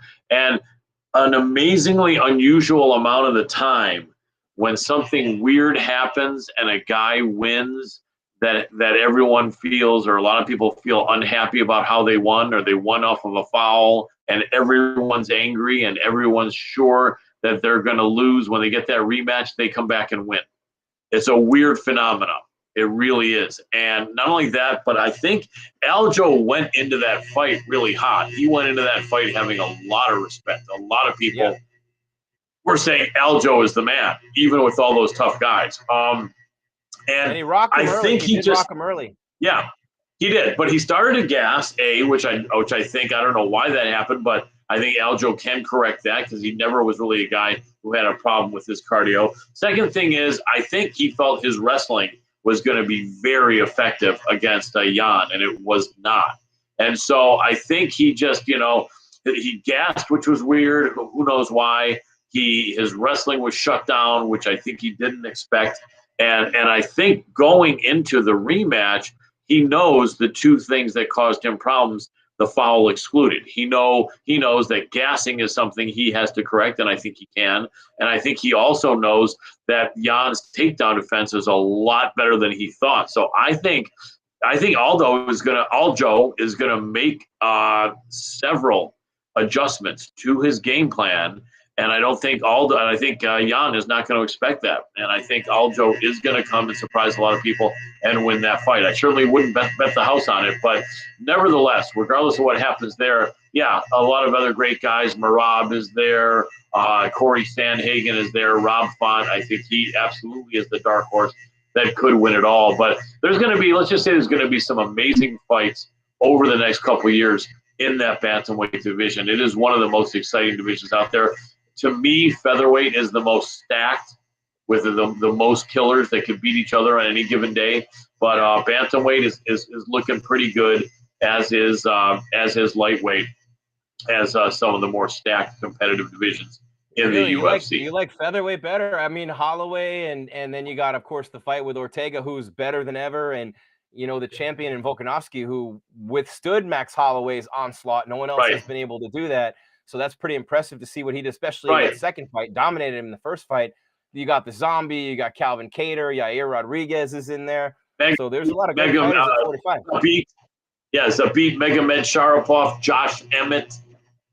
I mean, there are just I think there's about 8 guys at featherweight that could beat each other on any given day. He's got to heal. Yeah. So he's got to heal up from whatever he had going on. But what I think he's going to do, he's a killer. I mean, I like my boy Josh Emmett. I've had him on the show about 6 times over the last 4 years. I've always believed in Josh Emmett. He's a gentleman. He's a class act, and he's an amazing fighter. But man, Zabit, anyone against Zabit is in for a long, hard night. No one has beat Zabit in the UFC as of yet. He's an amazing wrestler with slick submissions, and his striking is really good. He's super tall and lanky, at 6 feet tall for a featherweight of 6'1". What I think he's going to do is pretty much whatever he wants to do. But I just tell you, with people like that, with Giga Chikadze now in the mix, and Giga is a wonderful guy I've had on the show a few times, super class act, a gentleman. So look at the names: Max Holloway, Alexander Volkanovski, Brian Ortega, Korean Zombie, Zabit Magomed Sharapov, Giga Chikadze, Josh Emmett, Yair Rodriguez. I mean, I'm forgetting a couple. This, to me, man, this is like the golden era of featherweights in the UFC, and I just, man, I featherweight, to me, you can't pick 8 guys in any other division, I think, that could literally have a good chance of beating each other on any given night. So I'm still going to stick with bantamweight because, I mean, you got legends in Cruz and Edgar and Aldo in there in the mix, and they've all been champions. And Dominic, arguably, still, I don't even think arguably, Dominic Cruz is the greatest bantamweight of all time. Frankie Edgar was a champion at 55. Aldo's probably the greatest featherweight of all time. I don't think there's even a probably there. So he's there in that picture, and those guys are Aldo's 5 and Edgar's 8, and Dominic Cruz is number 10. You got Sean O'Malley on the outside looking in, telling people he doesn't want to fight any of the top-ranked guys because he gets paid the same no matter what, which I think is ridiculous. That's another topic for another day. Jeff and I threw that around last week, but you got Marlon in there. You got some great – so both divisions are loaded. Meanwhile, Colin, Ariane Lipski is absolutely picking Mandy Baum apart here, and Mandy is at 7-0. But Lipski had a takedown in the first round. They got about a little under 2 minutes left in round number 2, but 50 strikes landed, 25 significant strikes for Lipski so far, pretty much doubling up the output of Mandy. And Mandy's kind of stumbling around looking hurt right now as she's got about a minute and a half to survive round 2. Absolutely good Thai head plum by the Brazilian with some good knees. Now they're both going for the head plum. Good knees by the Brazilian. Yeah, Ariane Lipski needed this win very badly. I picked her to win this fight with some confidence, not all the confidence in the world, but I definitely made her one of my official picks. I felt like they brought Mandy Baum in here because she was going to be someone that Ariane Lipski could beat and would beat. I have a good friend whose name I won't mention who felt the opposite. They brought Baum in to beat Lipski, but I think it's turning out to be the way that I thought it would be. Now watch me be wrong and Baum knock her out here in the next couple of minutes. But the hands are getting low, Colin. The hands are getting low because Lipski's been bombing the body with punches and with knees, right? And you start to see not only the wind comes out of you and you're doubled over a little bit, but the hands start dropping. And you know what happens when the hands drop. So I love what Ariane's been doing in this fight so far. She's been going to the body, a lot of knees, had the takedown early, some clench work against the cage, just really beating her up. And Mandy looking a little bit tired. Beautiful right hook. Oh, yeah, the right hook. Down. You're a little bit ahead of me, buddy. You got me by about 3 seconds there. But Lipski's on top with it. What are you at? I'm at 14, 13, 12. I'm at 8, 7, 10. Yeah, good finish to this round with a nice right hook by the Brazilian, Ariane Lipski, putting Baum right on her butt. Baum, to her credit, was aware enough to put Lipski in her guard. But yeah, Ariane Lipski, I mean, and I think that and Lipski was just a slight favorite in this fight. You know what I think, Jim? I think you bring in this girl from Germany, and she's fought nobody, she's beat nobody, but she's 7-0. And I think a lot of people look at that fact and we're completely thinking that she's a killer and Lipski is also ran. but you got to look at the fact there are levels to this thing. And Lipski is fighting high-level girls. She's not beating most of them, but she's fighting them, and she's in there. Experience makes a huge difference. And she's also very calm under the bright lights, whether it's at the Apex or not. It's bright lights, media, all kinds of hype and pressure. And to just bring someone in who's fought nobody with only 7 fights, I just was pretty confident that girl would not be doing very well against Ariane Lipski. Big credit to Ariane Lipski, though. We see so many people. We see so many people nowadays making money with their looks, and then influencers like the Pauls, and then girls that are making money with TikTok and other stuff just because they look great. Ariane Lipski is a great-looking girl. She has not been winning in the UFC, but yet still she's like, bring it on, man. I'm ready to fight. I'm ready to punch. I'm ready to scratch and claw for my livelihood, even though I'm a great-looking girl. I have big props to her because she could have easily. You got girls paying off their cars and houses on OnlyFans, man, as we live. Right, exactly. You know, but I mean, good for them. Whatever the opportunities are that they're able to create for themselves. I'm not one to hate. I'm not the type of guy who goes on OnlyFans and pays for anything like that. Maybe it's because I'm too old, or maybe it's because I don't know why it is. I just don't. It doesn't really occur. We have too many supermodels between you and me. We have too many supermodels that are wanting to hang out with us. I think that's what it is. You're the one who lives in SoCal, man. I think that's Colin Crandall, MMA Power. Colin, we got to have you tilt your screen down a little bit. Your chin's getting. I'm trying, man.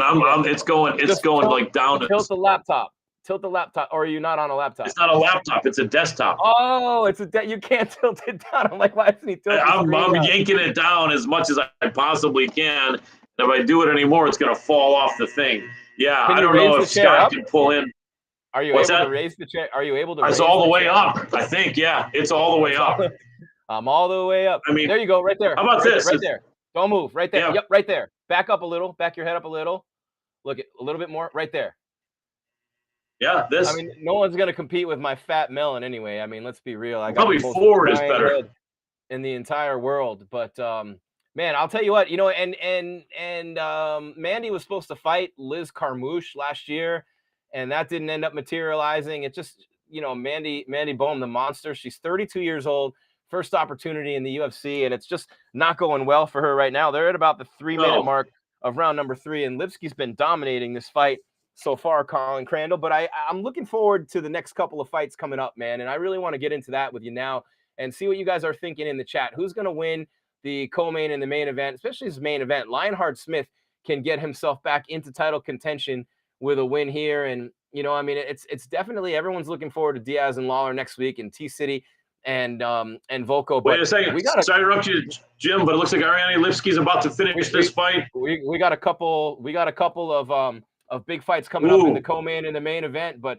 Colin's right. We got some big punches being thrown up against the fence by Ariane Lipski with about 2.5 minutes remaining. And Mandy Bohm's a tough cookie, man. She's getting hammer fisted. She's not giving up. She just took a big left off the side of the face, and now she's hugging her on the ground, keeping her close, but top position for Lipski. And I'm surprised that Lipski hasn't finished this fight yet, Colin. Very close to being finished there. Yeah, Bohm is rugged. Bohm is definitely a rugged, tough individual, and she's getting owned here. She's getting the brakes beaten off of her, but she's not giving up. A tough girl, 32 years old. She's probably as physically strong as she's ever been, and tough fighter from Germany. But got blood pouring out of the nose too.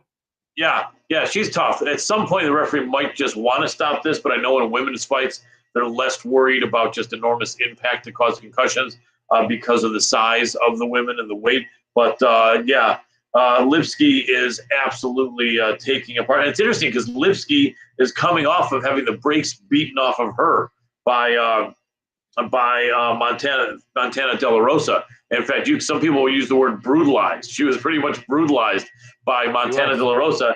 And just 4 months later, 3-4 months later, she's doing the brutalizing. And this is I really do think there's something to fighting for your career.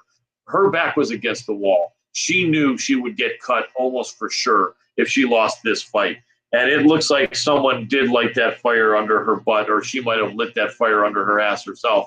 Ariane Lipski looks like she was in here freaking to kill. Elbows from side control. Yeah, She's looking for full mount. She's throwing elbows down now, and she's literally smothering Mandy Bohm right now in the center of the octagon. I've got 40 seconds left on my clock, Colin, but I'll tell you what, this has been a dominating performance by Ariane Lipski, and I'm going to try to catch up so I can let people know what's going on in the next fights. But Lipski and Bohm just about done, and you got Cutelaba coming up against Devin Clark and Anthony Smith and Ryan Spann, and the ref's going to stand them up right now with, I got 20 seconds left on my clock. And just Mandy Bohm, props to her riding out the storm and really taking a beating in this fight. You're going to make a debut in the octagon and you're going to lose. Go out the way she's gone out, man. She's throwing punch after punch and shot after shot, doing anything she can to get a finish as this fight comes to a close, but she's not going to be able to get it done. Give Mandy Bohm credit for withstanding the storm of Ariane Lipski, but a great performance by Ariane. And you mentioned after the back-to-back losses to Antonina Shevchenko, Colin, and Montana De La Rosa, Lipski needed that performance in a big way, and that's actually a performance of the night type performance for her right there. Absolutely. Really, really impressed and happy for Ariane Lipski, and she needed this win. Brazilian women are that fight are just amazingly tough and courageous and determined, and she just showed that right here. She showed the fire, the queen of violence, I think, as she is called. 32 years old, I just had a feeling that Bohm was not going to be that good. I mean, you know what I mean? It's just, first of all, UFC doesn't tend to bring in too many fighters over 30. And if they do, they're maybe just at 30, and then at 31, it's even less likely, and at 32, it's even less likely. And I'm not that they bring anyone in knowing what's going to happen, because you never know. But I just had a feeling that it just didn't pass the smell test to me that this Mandy Bohm was going to come in here and do anything. And it's not just because she couldn't do anything. Ariane Lipski clearly showed up, but I knew she would. Her back was against the wall. In all honesty, people were probably telling her, and she was probably telling herself, that if I can't beat a pro UFC debuter here, and I've had 6 UFC fights, what the hell am I doing here? And so I think she fought with that in mind. Yeah, it's got to be a 30-27 across the board on that one for sure for Ariane Lipski. And we got the co-main event coming up in the light heavyweight division. And the main event after that, Anthony Smith and Ryan Spann, a couple of big dudes, 6'4" and 6'5". Ryan Spann, who hits like a truck, is strong. Not a great wrestler, but very strong and heavy on the ground. But Lionheart Smith has that chin. He's got the range. He's got that savvy. He's been in the big fights, and he's on a roll right now, looking to get another title shot, but he's also got great jiu-jitsu. So that strength on the ground for Spann, although he's not a great wrestler, very physically strong, great. Anthony Smith with his jiu-jitsu could neutralize that and use it against him. So many different possibilities in that main event fight, Colin, as we continue live here on MMA Weekly. Smash that subscribe button, hit the like, hit the bell so you know when we're on live. We got Colin Crandall here from MMA Power Hour on Fight. That's FITE. You guys know the name well. He's on every Tuesday night at 6 p.m. Pacific, right, Colin? Did I get that right? Yep, 6 to 8 p.m. and also on The Hannibal TV on YouTube. There we go. All over the place, Colin Crandall, and here with us as well, out from Southern California. I'm here in Arizona, the West Coast in effect here tonight. And, I'm looking at this co-main event, and I want to talk about Lionheart and Ryan Spann. I'm really looking for that. That's a good fight, Lionheart Smith and Ryan Spann. But Ian Cutelaba and Devin Clark, that's an interesting matchup too. The contrast in styles with those two fighters and the way that you're going to get a great fight when each one of those guys, but something about Cutelaba, man, I love watching this dude compete. I don't know why. He's just a tough dude. He brings it every single time. He's a Sambo guy. He's a judo guy. He's a Greco guy. I mean, there's nothing this guy doesn't do, Yeah, without a doubt. I don't know. I'm looking at the focus somehow is seeming to be off on my side, but anyway, it doesn't matter. Yeah, absolutely a very, very exciting fight. And Cutelaba and Clark is good. Both these fights are going to be competitive. I really don't think we're going to see either of these finishing quick, or if we do, maybe if Cutelaba catches Clark quickly. But very important. Both fight have very important ramifications, not necessarily title shot ramifications, but at least ramifications as far as ranking in the top 10 or top 15. And Cutelaba is a wild man coming off of a close fight that that was a draw against Jacoby, Dustin Jacoby. Yep, Dustin And Jacoby, then he had great two guy. losses in a row before that to Ankalaev. Yeah, 2 losses in a row. Right? Yeah, against an absolute killer in Megamed Ankalaev. Ankalaev is like the jumbo version of Zabit Megamed Sharapov. He looks like his big brother. Yeah, and so no shame in that. Yeah, and then he brought his wrestling. He went up against Dustin Jacoby, the Hanyak, who's been on my show before. He's a super awesome dude. And Jacoby really prides himself on being the experienced striker and kickboxer in all of his matchups. And so what Cutelaba did was what he should do, which is bring the wrestling. And Cutelaba is known primarily as a striker, but he was able to bring the wrestling against Dustin Jacoby and then hang on for a draw. I felt Jacoby won, but it was a really close fight. But in this fight, he's not going to be the better wrestler.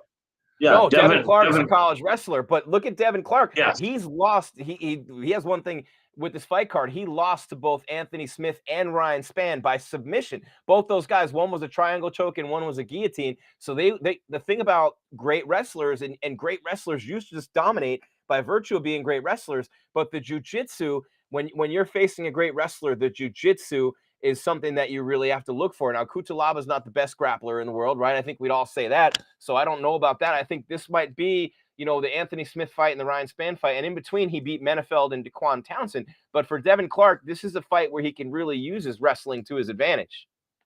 Yeah, without a doubt. He will be absolutely the better wrestler here. So I don't know if Cutelaba is still going to try to pretend to threaten with the wrestling or try to surprise Clark by taking him down. I don't know. But more than likely, yeah, he's going to want to brawl. And, a friend of mine pointed this out. A friend of mine said, this is one of those matches that a lot of people could agree that if it ends early, it's because Cutelaba caught Clark.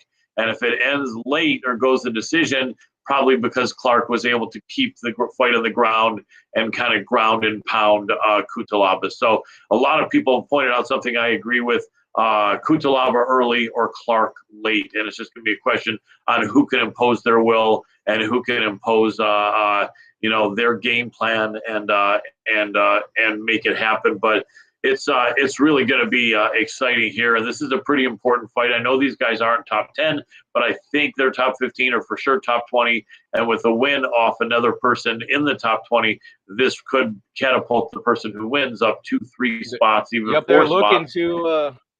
They're looking to crack the top 15, Colin, for sure. But, when I look at Devin Clark, his striking accuracy is phenomenal. He has a lot of takedowns, man. I think he's like the 4th in heavyweight division at this point. And, there aren't a ton of great wrestlers there anymore with DC and John Jones gone. But when I look at this division now, Jan Blachowicz is an animal. I mean, his striking is next level. His power is off the chart. His submission game is incredible.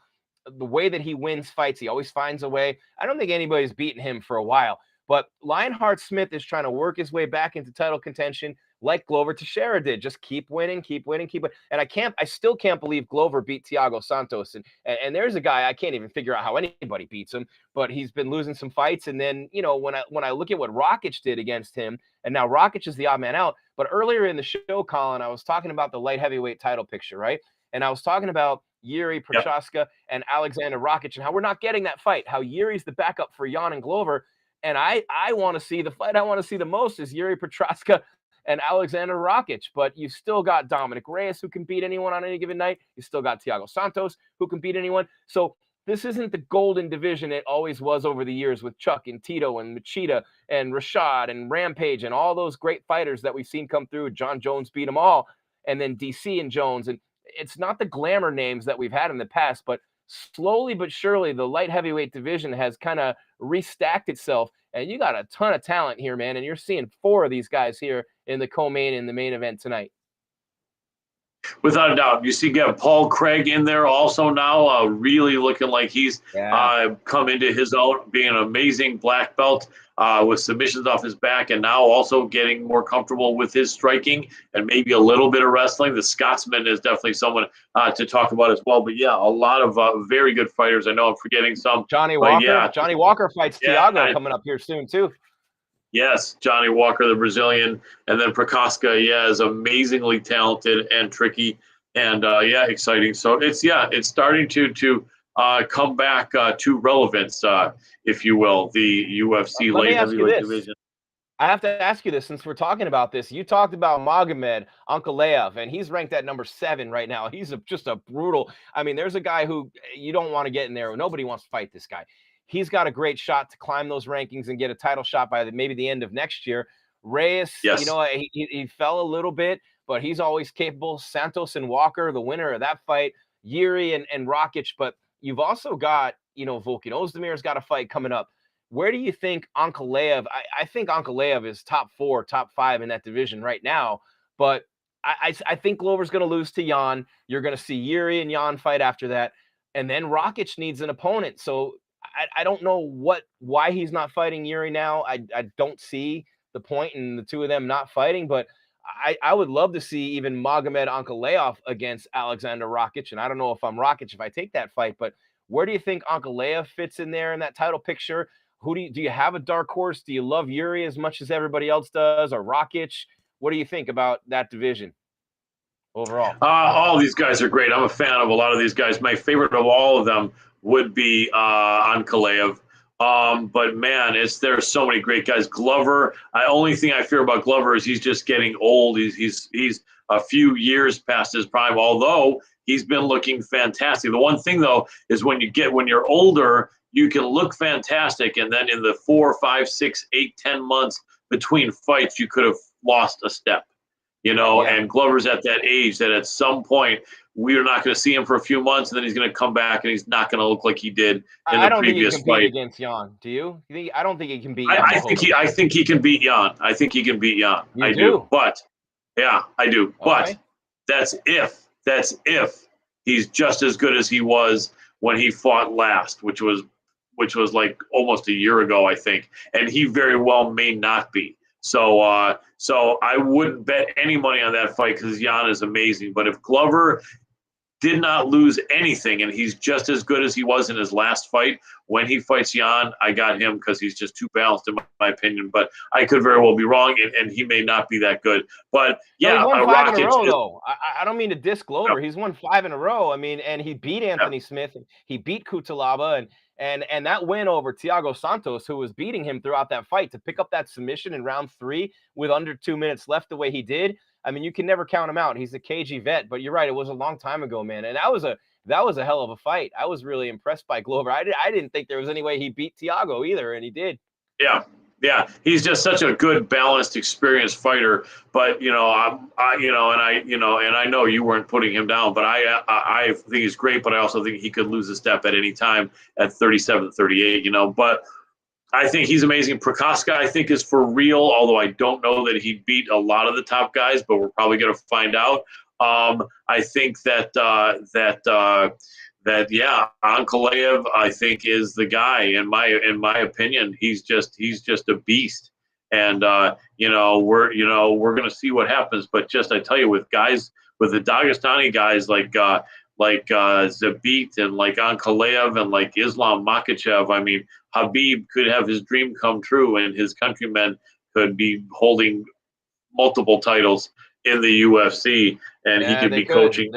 Their style is brutal because they're great at jiu-jitsu too. Oh, they're phenomenal wrestlers, sambo, hand-to-hand combat. These two guys, Cutelaba and Devin Clark, are throwing down in there. Clark landed a couple of big lefts and just missed on a head kick. Cutelaba buried a knee into the rib cage, and he just crushed him with a left. Look, I don't think Clark's responsive. He's on the ground. I think Cutelaba's going to get the finish right now, Colin, pounding him out on the ground, and somehow Devin Clark is surviving. Man, he got dropped by a brutal left from Cutelaba. I can't believe he's still in there. This is crazy. He's not giving up. Yeah, he's a wrestler, and wrestlers are remarkably resilient. But he is getting dominated now. You got one hook in, one grapevine in, but Clark is doing the right thing. He's maintaining wrist control from the bottom, and Cutelaba, being the less experienced grappler, doesn't know what. Now he's starting to try to throw, and wow, still over a minute left. Clark is back up, but good recognition. He's got the other wrist. And Clark had the other wrist now. Yeah.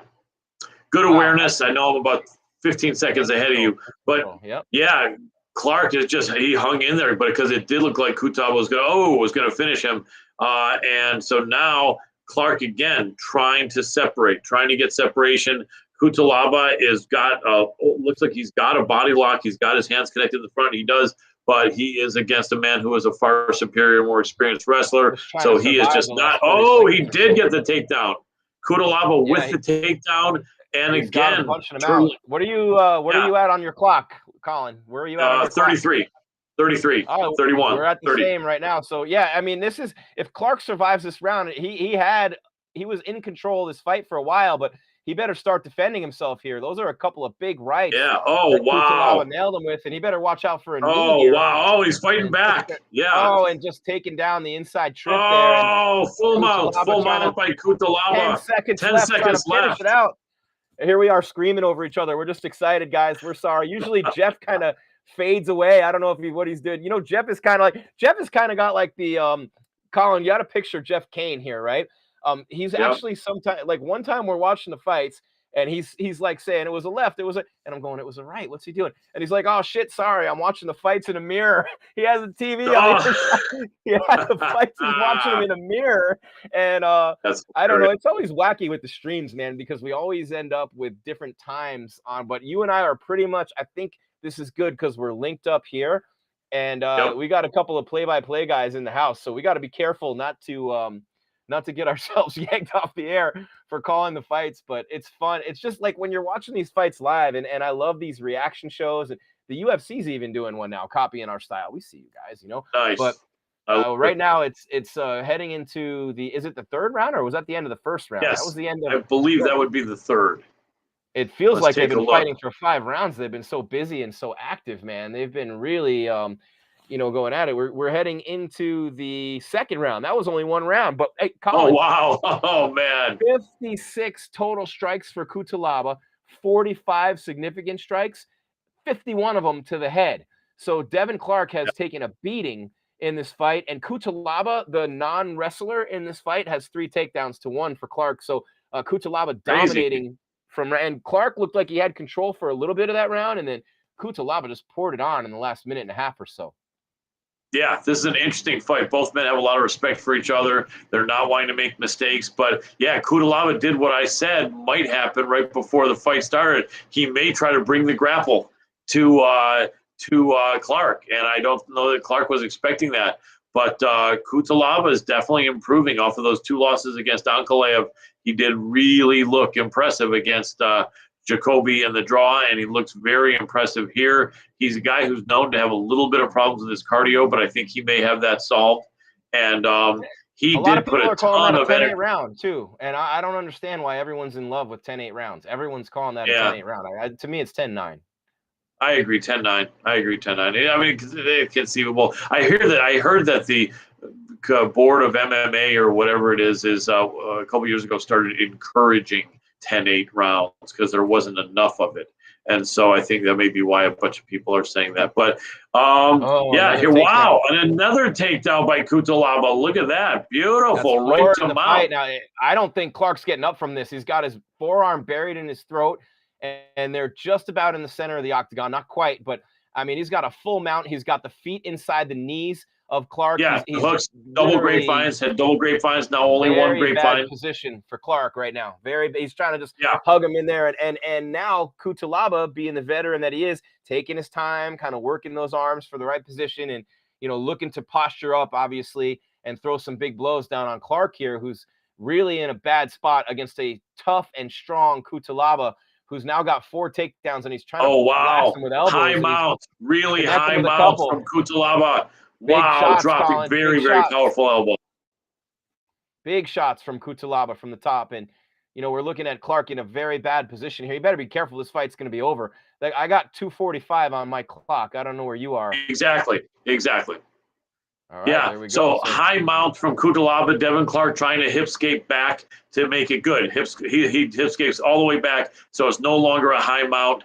Devin Clark staying safe, kind of burying his head in there, locking one of the arms of Cutelaba. Cutelaba already tired, so he's looking like he doesn't have all the energy in the world to try to. Got to watch the play-by-play, Colin. Got to watch the play-by-play. Can't call the fight. Okay. Is it less of a problem when it's not a pay-per-view though, like this? Right. No. When it's not a pay-per-view though. That's big. No, it's Either still way. it's there. It's big. Yeah, we can't call the fight. Got to watch that. Fair enough. So we got about 2 minutes left, and Cutelaba's been dominating this fight, and so it's looking like he's going to pick up an easy decision win if it goes the distance. But Clark's still trying 2 to minutes inch his left. way Still 2 toward the minutes fence, left. Colin. Still trying to inch his way over toward the fence, and he's made up some ground. He's got himself about 3/4 of the way over there. His only chance of getting up is if he gets over against the fence. But Cutelaba working on that high mount again. But Clark spun out. He spun out, and he gets up swinging. Yeah. Give him credit, man. Give him credit. He's back up. Yeah, Cutelaba looks like he was going for an armbar. He was going for a belly down armbar. It looked like he blew it. Cutelaba back really on their got feet. some. I mean, he's got that swag now, though. He's been dominating this fight. Cutelaba feeling very comfortable, very confident. He's going for another takedown, just going right in for a double. Wow, if he gets this, it'll be crazy. Yeah. Oh, that's great. Oh, he's watching. Mark really, good knee by Cutelaba. Yeah. He's got his very back. So good we've grappling. got about a minute left in this fight.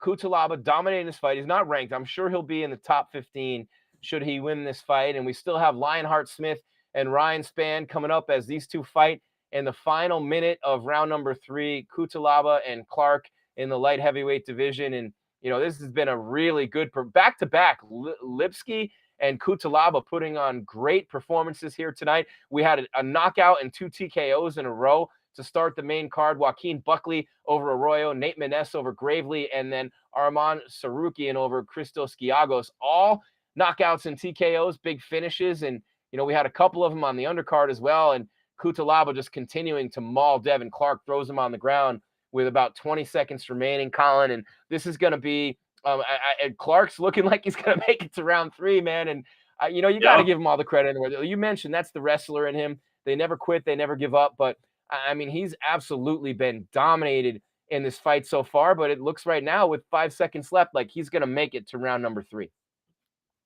Yeah, without a doubt. He's hanging in there. He's just a tough guy, durable guy. He is protecting himself. But, man, the standing grappling from Cutelaba really surprising. It looks like he's just getting with somebody that's really teaching him that, because over in the Republic of Moldova, probably virtually nobody knows that much grappling, or I could be wrong. But he's been somewhere where they're showing him some grappling and the standing grappling. And I like that idea, because I think a lot of the more technical aspects of wrestling, be it Greco or freestyle, it's just going to be so hard for a guy to get good at, even in his mid-late 20s. GSP started it when he was like 19 or 20 years old, which was still late, and he got to be amazing at it. But he was really like a prodigy of martial arts, and he was only 19 or 20. I think that someone was smart enough, though, with Ian or Ewan Cutelaba in his mid-late 20s to say, look, let's not try to get you to be the great wrestler as far as the complete game, but let's teach you some standing grappling. Let's get you some of the stuff that you're not going to have to chain together too much, and that can still be effective. And he's looked really good using that. He has, and the doctor's checking out Clark. He's got some swelling on his forehead and his eyes, making sure he's okay. But when you look at Cutelaba, man, I mean, he lost to Jared Cannonier. And that was, Jared Cannonier is obviously a middleweight now. He lost to Glover Teixeira in 2019. Cannonier was 2016. And then the Ankalaev fights, and then the draw against Jacoby. So his losses have come against some real top guys, not only in the division, but in the sport overall. So, he's not chopped liver, and he's very excited for sure to fight someone again besides Ankalaev. Those were just brutal TKO and a KO back-to-back. But they're getting it going here. Got about 4 minutes, 30 seconds left in this fight, and I'm amazed that Clark has been able to keep himself in there. Cutelaba trying to take him down again, just throws him on the ground. Wow. But when I look at this fight, Colin, the numbers looking pretty good. Cutelaba's got 81 strikes landed, 52 significant strikes to just 28 and 13 for Clark. But where it really impressed me the most, 6 takedowns for Cutelaba and only 1 for Devin Clark, the wrestler. 6 takedowns and 81 total strikes so far. That's a hell of a night for Cutelaba. Without a doubt, and I don't think the Devin Clark camp expected that. Just like we were talking about when we first got on, I really feel that Devin Clark felt that he was going to be the one trying to do the wrestling and the grappling. in this matchup, and that it would be kind of an old school throwback grappler versus striker matchup. And I said, wouldn't it be interesting if Cutelaba decided to try to mix some wrestling in there? And my guess was an understatement of a guess. He has done it. That's been his whole game. He's gone in there to show that he is equal, if not a better wrestler than Devin Clark. And technically he wouldn't be were it a wrestling-only match. But with the threat of the strikes and the distance and the cage and the strength of Ewan Cutelaba, he's done that. And this is an amazingly smart game plan. Kudos to the Cutelaba camp for a very high IQ blueprint for the match here with the wrestler Devin Brown Bear Clark. Clark so determined to get that takedown. He's so determined he just can't get it. Cutelaba's got the strong legs. You know, the main event we're going to see 6'4" and 6'5". You got Cutelaba at 6'1", man. Look at his legs, Colin. His quads, his hammy. This dude's, I mean, that's where the takedowns come from, and that's where the takedown defense is done. His legs are like trees, man. It's a tough. I mean, that just made what Ankalaev did against him a couple of times even more impressive. Exactly. I was just going to say that Cutelaba at 27 years old is just a beast of a man, not even yet in his prime, but pretty close. And he's a tough matchup for anyone except Ankalaev. And that's why I feel Ankalaev is the scary dude in one of the Devin most. Clark, man. Look at Devin Clark now. He's on top of him. He's got his knee on one arm. He's got his leg pinned back up and over his head. Crossface with his knee, shin on the face. He's got his knee across his face. I mean, this is just brutal, man. This is you talk about owning another human being. This is Dagestan style right here. I mean, it really is. And this, the funny thing is, this just makes Ankalaev look that much better, though, doesn't it? Like we were just saying, off of this fight, and Ankalaev owned Cutelaba and knocked him out in the first round twice.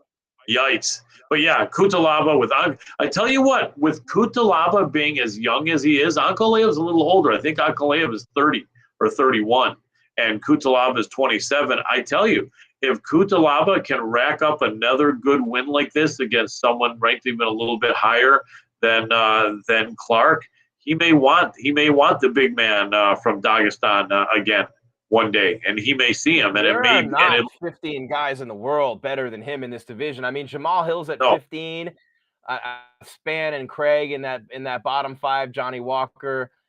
There's a lot of great fighters at light heavyweight, but man, it's hard to see that 15 guys in the world are better than him.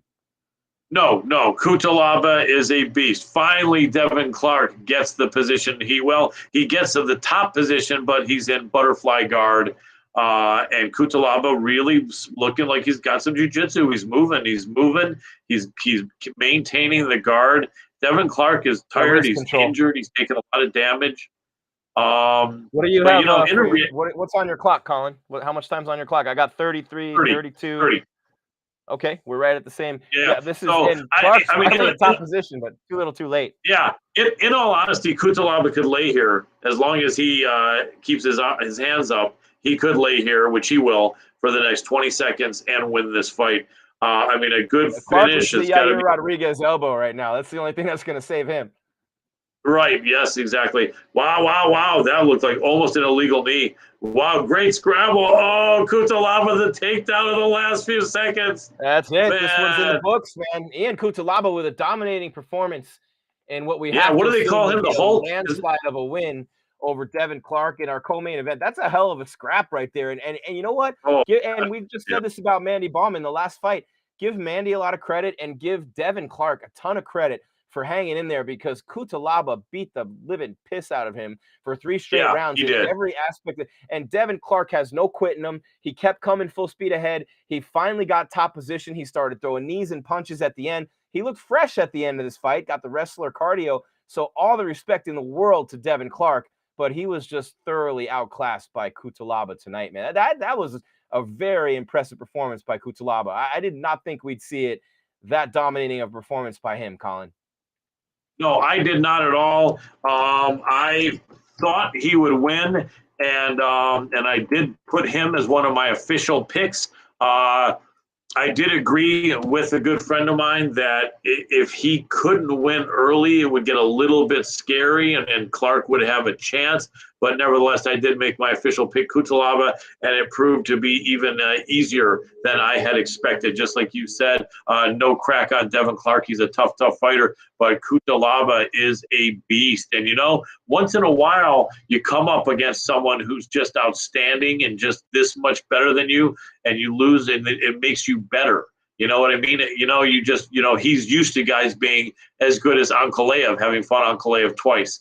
And when the guys are not absolutely all-world killers like Ankalaev, Cutelaba, I think, is a man who's scary and has a strong will, and a guy can impose his game if your name is not Megameg Ankalaev. Wow, so we got a 30-26, a 29-26, and a 29-27 for Cutelaba. Interesting scoring there from the judges. Absolutely. Is Uncle what do you make of that? Speak English? Yeah, no, that's accurate. I think it's fine. I know you don't like the 10 to go 30-26 and then a 29-26 and a 29-27. That's interesting. Well, I see what you're saying. The disparity there. Yeah, I don't see how could where there be a 29-27 round. How could that be? That person gave Devin Clark a round. I don't see where Devin Clark wins the round. Yeah. We know the judging is a problem. Fortunately, it didn't affect the outcome here. Cutelaba tried to grab at the microphone of Bisping. No. But is he speaking English? Can you tell? No, those are great. The great videos on YouTube this week with Bisping and the dude who punched him on Bourbon Street going back and forth on YouTube. Wasn't that funny? Yes. Did you see that? Did you see Bisping? He's like, oh, this guy, this jerk off. It was fun. I love Bisping. I want to do a show. Bisping's awesome. I had him on the show about a year ago, and he took his eye out on my show, his fake eye. We had a kid like that in elementary school who had a chainsaw go up his face, and he used to always take his eye out and gross the girls out. Poor kid. I felt bad for him. That sucks. Well, for Bisping, people love it. For Bisping to get back in there and fight, there's some tough dudes in the world, but I don't think anybody beats Bisping in that department. I mean, that dude. No, is just, crazy. Wow. With one eye, your depth perception is zero. And for him to have gone back and fight, I think he fought almost 10 fights with one eye. He won the belt with one eye. Yeah, absolutely insane. The guy's a stud of studs. If he had two eyes, imagine how much better he could have been those last several years. But you know what's interesting? I had a friend of mine in the jiu-jitsu community about 12 years ago, tell me that Michael Bisping can barely see. He didn't know that he had a fake eye, but he said, I'm just telling you, man. He said, I got it from good information that Michael Bisping can barely see. And I remember thinking about that for all those years, and I was thinking, gee, Mani, how is he doing what he's doing if he can barely see?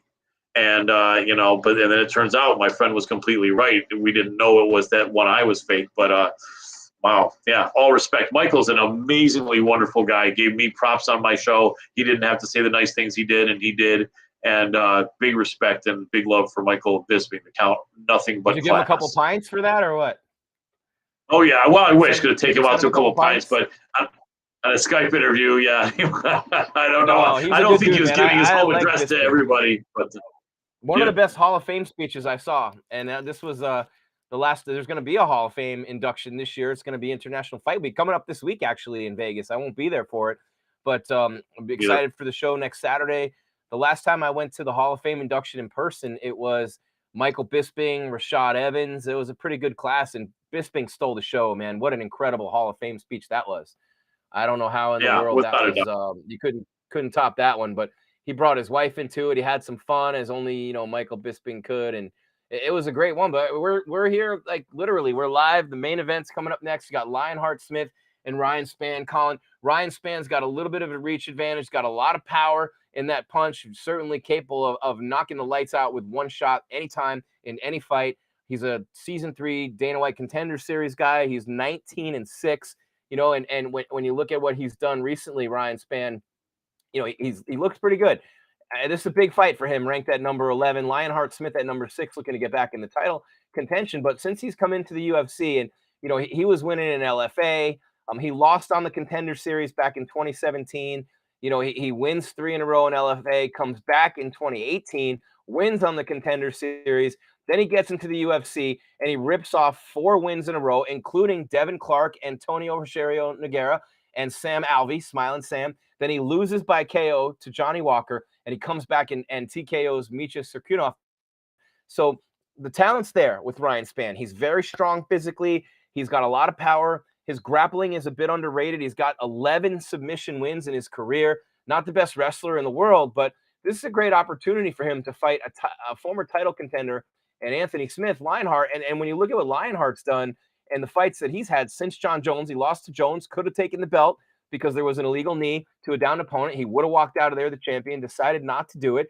Jones retained the belt by unanimous decision in March of 2019. Lionheart, in what was supposed to be Gustafsson's farewell fight in Stockholm, where he was supposed to get that win and go out and ride off into the sunset, Lionheart beat him by rear naked choke submission. But then he lost 2 in a row to Glover Teixeira by TKO and to Rakic by unanimous decision, Alexander Rakic, who's at the top of the rankings right now. Everyone's saying, oh, Lionheart's fallen, he's fading, he's this. Well, those losses with Glover now fighting for a title again and Rakic at the top of the rankings, those losses look a lot better now than they did then. And then he beats Devin Clark and he beats Jimmy Crute back-to-back, right?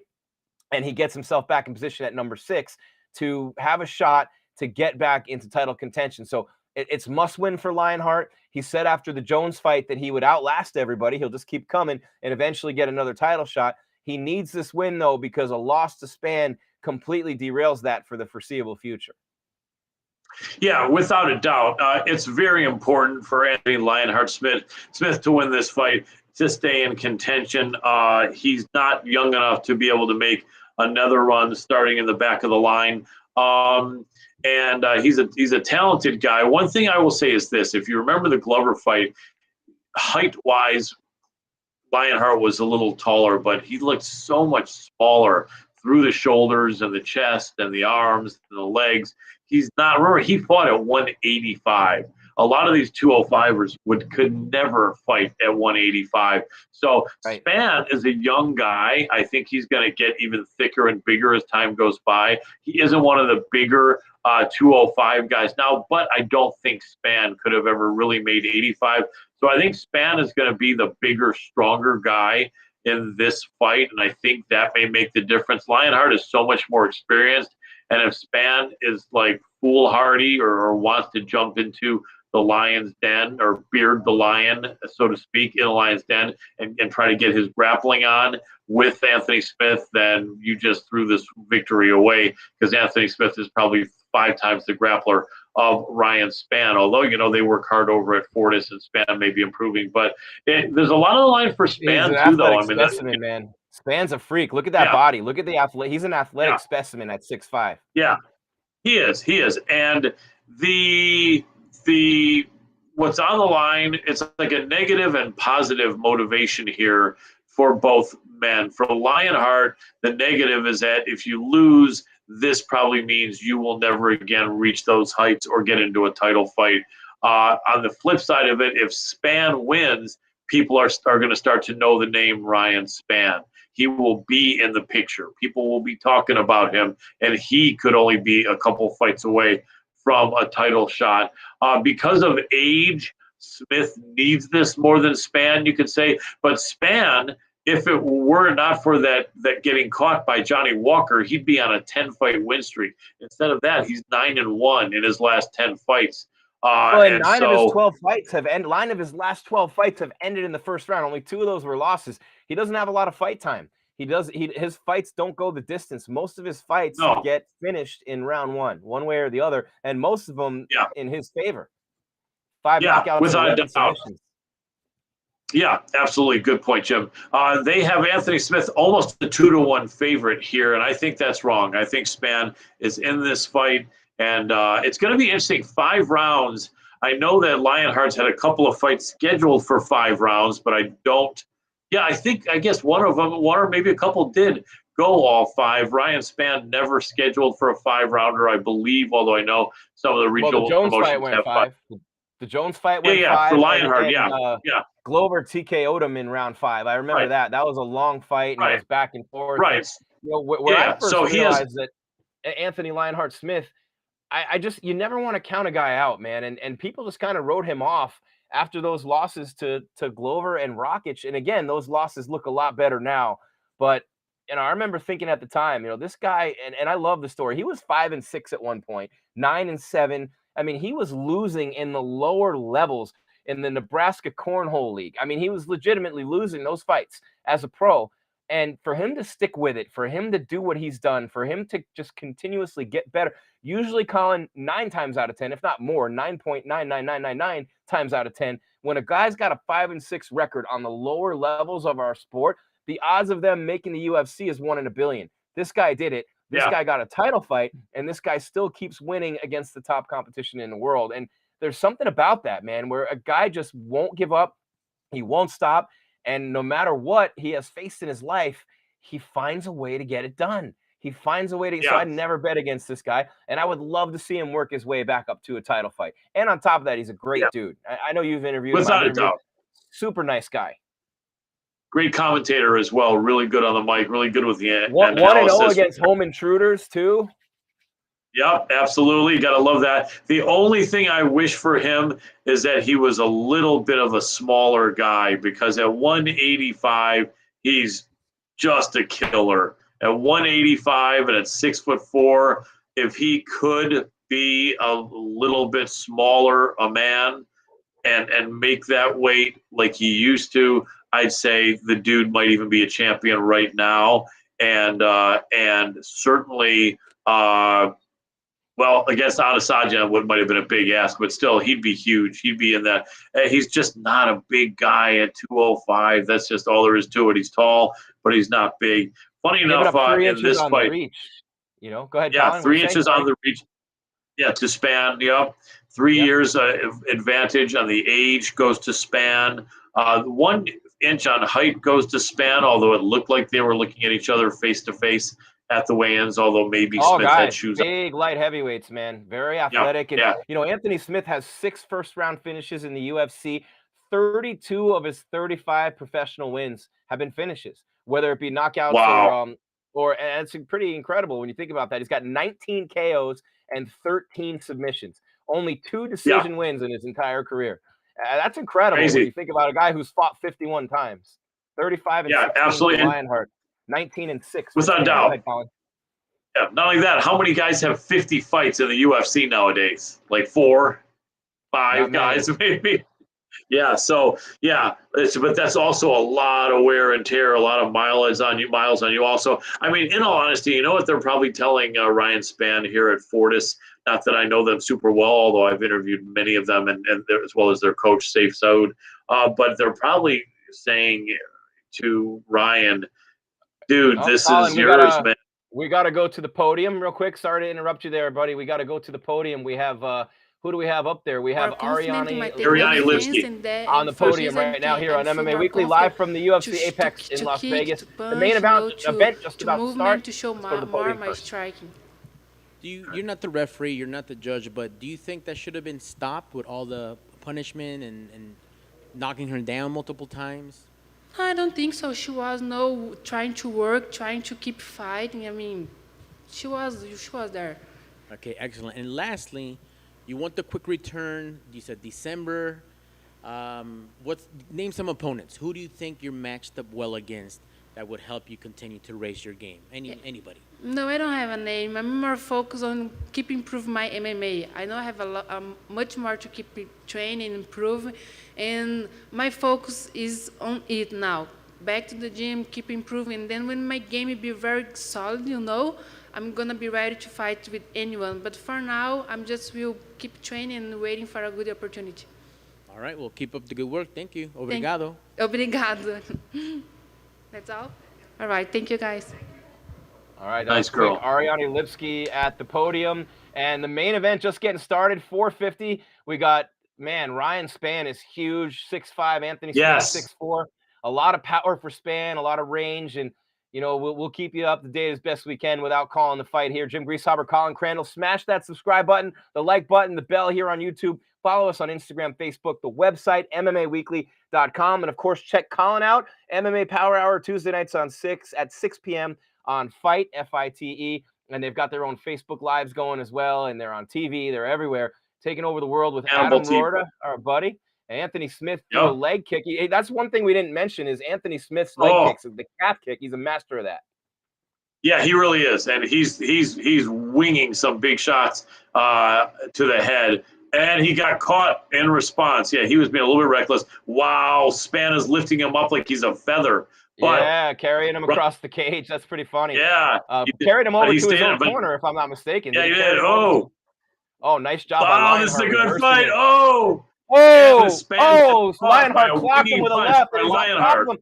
This one might be over before it started, man. Lionheart caught him with a left, and now Lionheart's got that position that he likes to be in on top, working for a choke. He's got the leverage. Yeah. They started. He's going for the standing guillotine at each other. He wants the standing guillotine.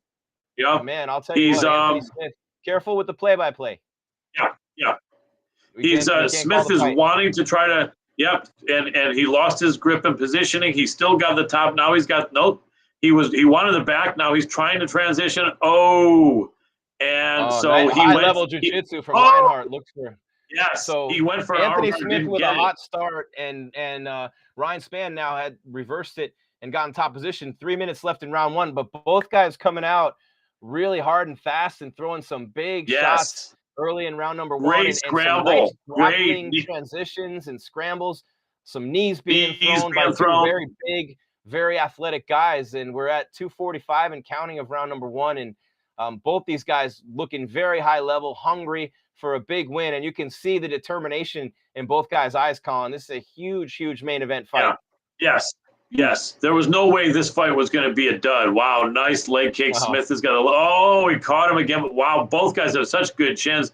It seems like they're almost all offense, but now they're kind of keeping their hands up. Wow, Smith. Smith has some big shots early. Yeah. Spann whiffed with a big left and fell down and caught a couple elbows for his troubles there as he missed with a big left and kind of fumbled forward. But 2 minutes left in round number one. And, Anthony Smith, you can see the experience in the big fights. You can see the transitions, the grappling. And he almost threw a knee to a downed opponent there. Came very close. You got to be careful. Yeah, very close. Like the John Jones fight where he took a knee as the downed opponent. But he's definitely, he's got Spann turtling up here. And a really impressive round one from Lionheart. And not easy to do, man, when you got a guy just slinging bombs at you. Ryan Spann throws heat. Yeah. Without a doubt, Spann in a bad position now, back mount a little bit high, but Lionheart, he really wants the sub here. You can see it. You can feel that's what he wants. And now he's flattened out Ryan Spann. Spann's got to be careful here because Lionheart is definitely the better grappler. It looks, and he just tapped him. That was that. He did. He tapped him right there. Got the choke in. Lionheart Smith with a big win over Ryan Spann, and now he's walking over him. I think there was some trash talk or something. Anthony Smith not happy wow. It's like still some bad blood. Wow. Now they're going at it. They're in each other's face. Anthony Smith, I don't know what. We're not listening to this. And, Ryan Spann must have said something that Anthony Smith didn't like in the buildup or during this fight. I mean, this guy just choked you out and dominated you. I wouldn't be trying to get in his face. But these two guys were not happy with one another. And it was Anthony Smith, after he got the tap, Colin, after he got the tap, he stood over him, maybe taunted him a little bit. Ryan Spann's bleeding, but I don't know what happened. And Ryan Spann's still trying to get at him, and I think maybe he wants to go hug it out with him and figure out what. There you go. That's it. I think Spann might have been. I think a little. I think Spann was maybe dazed and didn't know what was going on, and I think that could have caused some of the problems there. But a lot of respect there. Two young men that are warriors, and. But like we said though, man, I tell you, if you want to try to put someone who's 5 times as good grappler than you on your back, that's a problem. No, and I'm looking at the replay here. Lionheart caught him with a big right hook over the top. Spann missed with the right, and then Anthony just with a counter left, and then he was able to get his back as Spann went. I think he threw with a little bit too much reckless abandon. Spann did, and when you're throwing that hard and you're transferring so much body weight, you're losing your balance. He lost his balance 3 or 4 times in that first round, and it gave Lionheart Smith the chance to hit him with a couple elbows. And then once he rolled over and took his back and he just had a chance. And that if I'm not mistaken, that choke was an arm. Nope. He snuck him under. There was no arm in there. Yeah. Just rear naked choke. Just a simple rear naked choke. He did it so slick and so fast in real time. Yeah. It was hard to see. Oh, yeah. And he had unbelievable. That's jiu-jitsu. These higher belts. Yeah. I mean, as a purple belt, I get to watch the brown and black belts, and they're so slick. I mean, how they can slide it right in and finish immediately is high level shit. And we know Lionheart's a brown or black belt, I think. And this was his game. And I think experience played out here. I think Ryan never looked comfortable. Did you notice that? Yeah, he didn't. And I'm going to go ahead and mute myself for a second here, Colin, see if I can hear what this fuss was about. Yeah.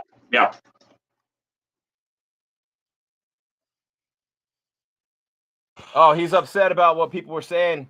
Anthony Smith sucks. He only beats old people. They muted him. So he was swearing so much they couldn't hear a word. So they muted him. Right. You choked him out in the first. What do you want next? He wants Rakic. Yeah. Colin. I don't know if that was a bad look when he fought Rakic last time. He said he wants someone ahead of him, and he earned it. He said, I want that fight or I'm going to skip it. He's got a chip on his shoulder, man. Lionheart, you know what? I mean, this is for a low-key, mild-mannered type of dude. He's pretty keyed up in there. Yeah, he really is. He really is. Man, I love it. I love seeing that fire. And, he's right there. And he's talking about Rakic, and that's a big win for Anthony Smith. Lionheart, 7 first-round finishes in the UFC. Ryan Spann, he's got some work to do, man. For a guy that hits that hard, he's got to stay back a little bit on those punches because he's just literally knocking himself off balance. And a guy who's high-level grappling jiu-jitsu like Lionheart Smith is going to kill you every time you do that. And most guys at the top of the sport will. But when I look at Lionheart Smith, he said he wants a guy ahead of him. That means Dominic Reyes, Thiago Santos, Alexander Rakic, who he called out specifically, Yuri, Glover, and Jan. So who do you want to see him fight next? He said he wants Rakic. I want to see Yuri and Rakic, but I mean, I wouldn't mind seeing Lionheart Smith fight any of the guys who are ahead of him.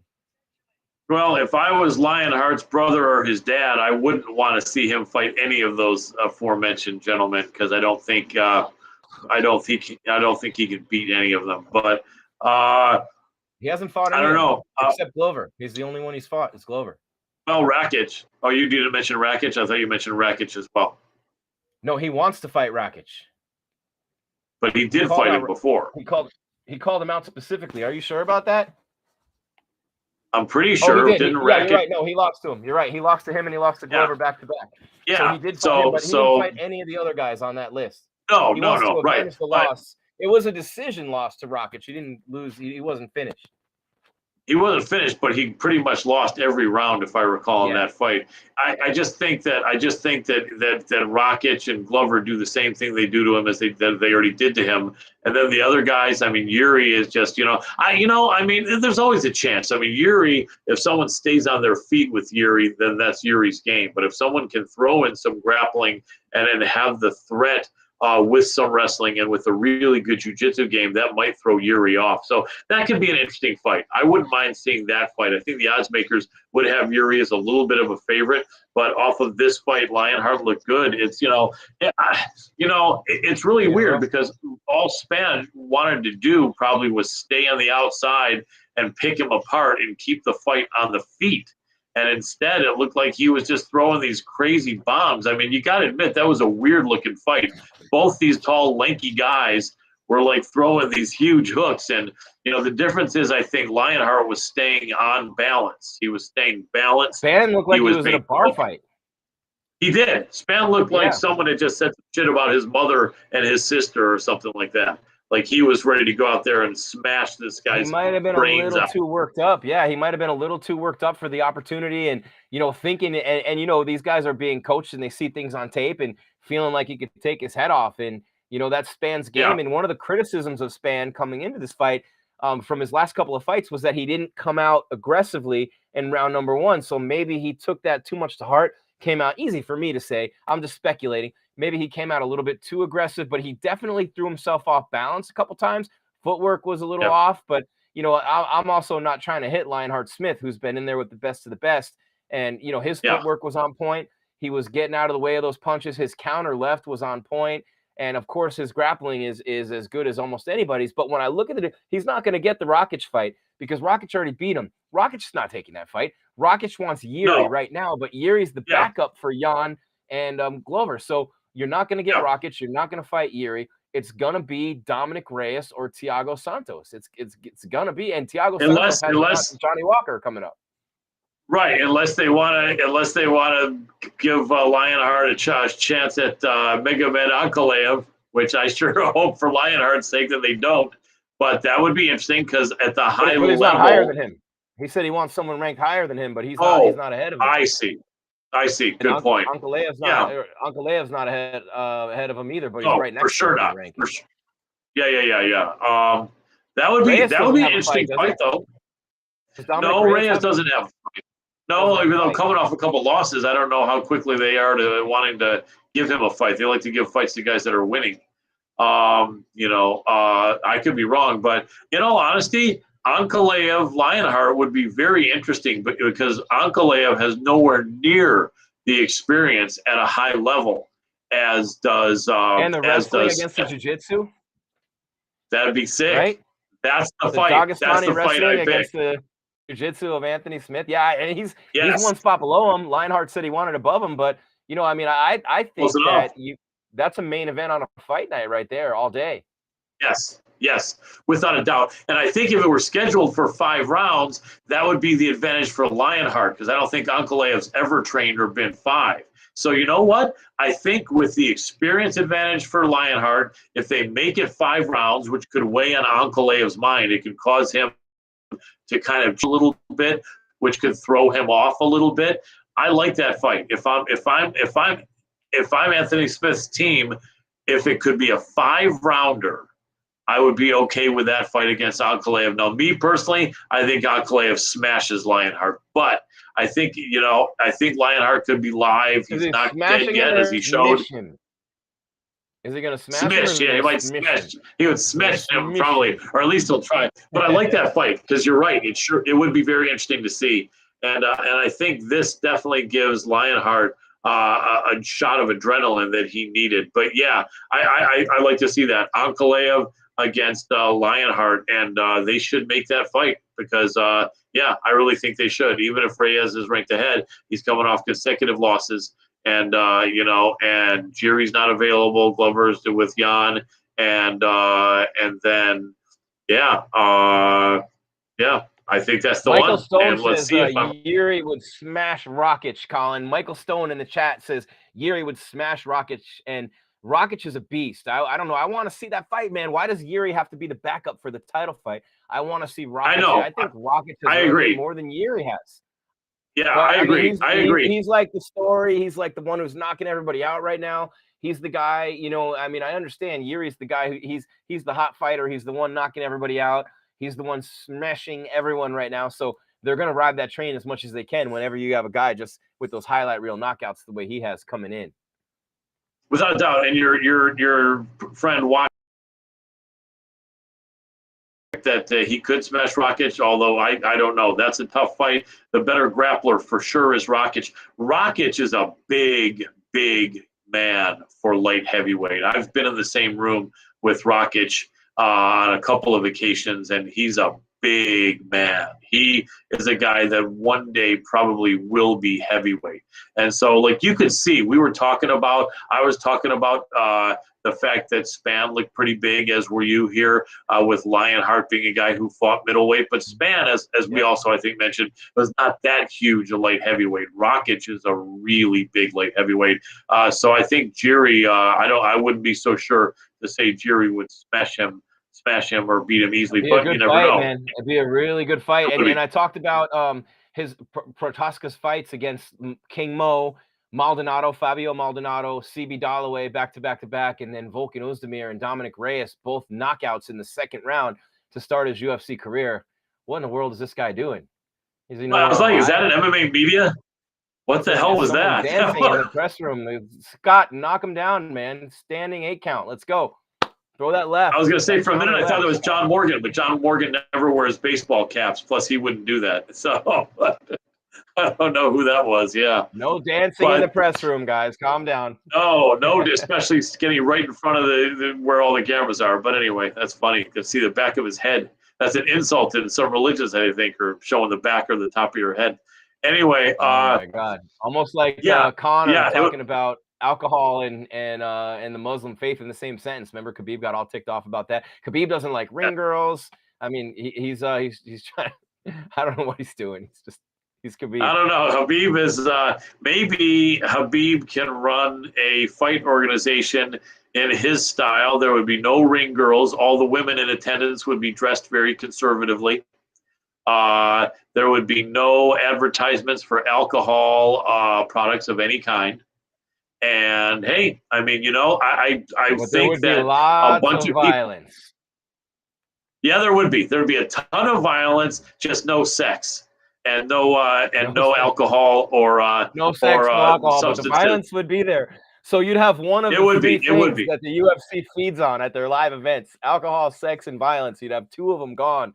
Yes, Mr. Nurmagomedov it'd be all gone, and so, but they would probably embrace it though in Muslim countries in the Middle East where they don't want to see that sort of provocative content. So he might have something there. In the USA though, I mean, speaking of which, what do you think of the fact? I think Elias Theodorou is still the ring card man for Invicta fights with his long hair. It's funny how he's kept doing that for so long, and he's taken a lot of heat. But he still does it. And the funny thing is, first of all, Invicta, I think an equal amount of men are watching Invicta as women. In fact, probably even more because men tend to be MMA fans more than women. So I don't know who Elias Theodorou is trying to reach out to by being the shirtless ring card man. I don't see the fighting girls looking at him that much. I don't know. I think it's just for shits and giggles, but I guess he's making a statement there that he's willing to say, hey, beefcake for a women's fighting league. Here I am, and God bless him. I'd be a little embarrassed, better but then again, I'm not as good-looking a guy. Better him. That's what I was going to say. If you're going to do that, man, the women love him, and he does a good job, right? He's in there, but we got some stuff going on in the chat. Talking about how big of a light heavyweight Yuri is, and looked like a heavyweight against Dominic Reyes. And Reyes is a beast of an athlete for sure. A football player, and we've seen what he's done in terms of his finishes. And we have Joseph says Rakic is cringe definition right now. He got to change his behavior. He's a little ticked off that he's not getting the Yuri fight. And, Michael Stone says Smith is a G. He's right. I mean, Anthony Smith with a very impressive performance tonight. But, there's definitely levels to this. And, I'm not saying that Ryan Spann's not on that level, but very few guys at the top of this division are going to go in there and look like Ryan Spann looked tonight. I hate to say that as a guy who's never stepped foot in there. It's not my place necessarily, but he might have been a little over anxious. He wanted to take Anthony Smith's head off, but he looked like his footwork wasn't there. He was off balance on a bunch of his punches. He missed big time on a couple of shots, which made him fall forward right into the trap of Anthony Lionheart Smith, which kind of gave, in my mind, it just kind of gave Anthony Smith an easy win tonight. It didn't look like it was all that tough for him. He had to avoid those powerful shots, but once he got out of the way of those punches, he had his way with Spann. It wasn't even close. Yeah. I don't know what Spann was thinking. He looked like a guy without a game plan. Now, a lot of these guys, with all respect to them, fight injured. A lot of these guys, will have had the cold or a flu for 2 weeks and have been sick as a dog, not being able to eat anything, not even be able to train, and they're in the bathroom all day and night, but they need this paycheck. And as long as he didn't have COVID, he has the right to fight. But he looked like his feeling was, I got to finish this guy in this first round. And maybe there was some physical reason why he had to do that. But, with all respect to Spann, and you and I are birds of a feather, we'll never be haters enough to where we ever disrespect fighters and say they're garbage and say you and me could beat them and this and that. Never, because it's not the case. We've never been professional MMA fighters, but we're analysts who know the game. We have a lot of respect. But that stated, I was doing a breakdown with a friend yesterday, and I was really high on Spann in this fight, and I still ended up kind of thinking he would edge him. But as I was looking over Spann's wins, and my buddy agreed with me, his wins weren't very impressive, and several of his wins, like Sam Alvey, a lot of people felt beat him, and he was losing, I think, against Nogueira, who was way over the hill. I just, it's possible that Spann, and he's only 28, I think, or so, that he's just not that good yet. And he's got some work to do, and he didn't look great against Lionheart tonight. And meanwhile, Michael Stone is good contributions in the chat, Colin. He says Smith showed his status and where he belongs tonight. He does his homework and has the experience on 80% of the top 15. And I definitely think Anthony Smith is going to win most fights. He's going to win most fights. But I agree with you. I don't think he's beaten anybody in the top 5. I really don't. And I love Lionheart. You know that. But I don't think he's beating Thiago Santos. I don't think he's beating Rakic. I don't think he's beating Yuri Glover. I don't think he's beating Jan Blachowicz. I don't think he's beating any of those guys. I really don't. No. I mean, the only sorry to step on your words. The only thing that will be interesting is this, is if Lionheart comes back and does beat a top 5 guy, or can come back and can get redemption by beating a Rakic or beating Glover, maybe he'll come out and say before both of those fights he had a stomach ulcer or something horrible that was going on, and that wasn't really him, and so on. I mean, once in a blue moon that happens. I remember, not to go off subject, but I remember in Bellator when Andrei Koreshkov fought Douglas Lima in the rematch, and Lima had won the first match, and Koreshkov just kind of owned him in the second match, but Lima had a really bad leg injury. I mean, he shouldn't even have been in there, and Koreshkov kept taking him down. And I remember in the rubber match, about a year later, 8-9 months later, I put like $200, and I usually bet $20, but I put $200 on Douglas Lima, and I told my girlfriend then, I said, get ready to watch an absolute crush here. My guy Douglas Lima is going to smash this guy who really kind of embarrassed him when he had no legs under him, and he did exactly that. So is it possible somehow Lionheart is going to beat all these top guys, and there was just an anomaly, those 2 fights against Glover and Rakic? Right, maybe. Colin. I don't think. I hate to cut you off, buddy, but we got to go to the podium. And Dark Cloud NC says Smith is a gatekeeper. Maybe. I'm feeling very good. Cutelaba looked like a beast tonight, though, with a big win over Devin. I'm very happy. Here he is, good fight. on MMA Weekly from Vegas. Did you think this was how the fight was going to go? You're grappling, beating him? Yeah, of course. For me, very important is fighting. A host program in the 3 round and 3 win, and important for me, and no fighting for first round, and I'm ready for 3 round, and let's go. Hulk is back. I'm a very brutal fighter, and let's go. I'm ready for new show, for new fight, and let's go for fight in main event. Let's go. Did you? I know you wanted 3 rounds, but did you think maybe you would finish him in the first round at the very end? Of course, but Clark is very strong guys, very strong guys. I'm a very brutal punch, but he's very strong. And for me, work in the 3 round, yeah. Did you do the Salt Bay thing? Yeah, of course. I'm very, very hungry. And now it's good. I'm eat. I'm go home. Only now drink. I'm eat, now drink. I understand. And I'm very happy. I'm go home. My family. And I'm really, it's night. It's my night. I'm very happy. And of course is. Thank you so much, my support and my family, and of course my opponent. What will you drink? What? What do you drink? Oh, drink? Only water, and everything, everything. Cool. Congrats. Exactly. I knew it was going. Hi, congratulations. Thank you. I'm just curious if you happen to see the photo that's circulating on Twitter right now of your opponent's teeth. One more. Have you seen the photo of your opponent's teeth? Ai văzut yeah. Oh, it's very, very. Yeah, I'm look and I'm not happy. Did that come from a knee? What do you know when that moment was that injury happened? Yeah, of course, and my knee in hand, and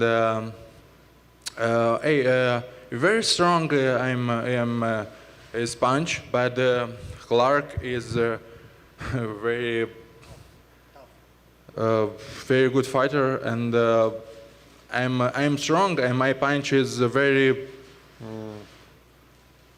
Cum se zice, bro? Puternic? Very tough punch, but is very strong. My opponent, yeah. Was that the worst injury that you think you've inflicted on another opponent? Worst injury?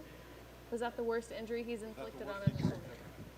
Asta e cei mai mari damage care l-ai făcut la adversar, adică cu dinții sau au fost și mai jos? No, I have very much elbow and the knee, but maybe is important is knee, yeah.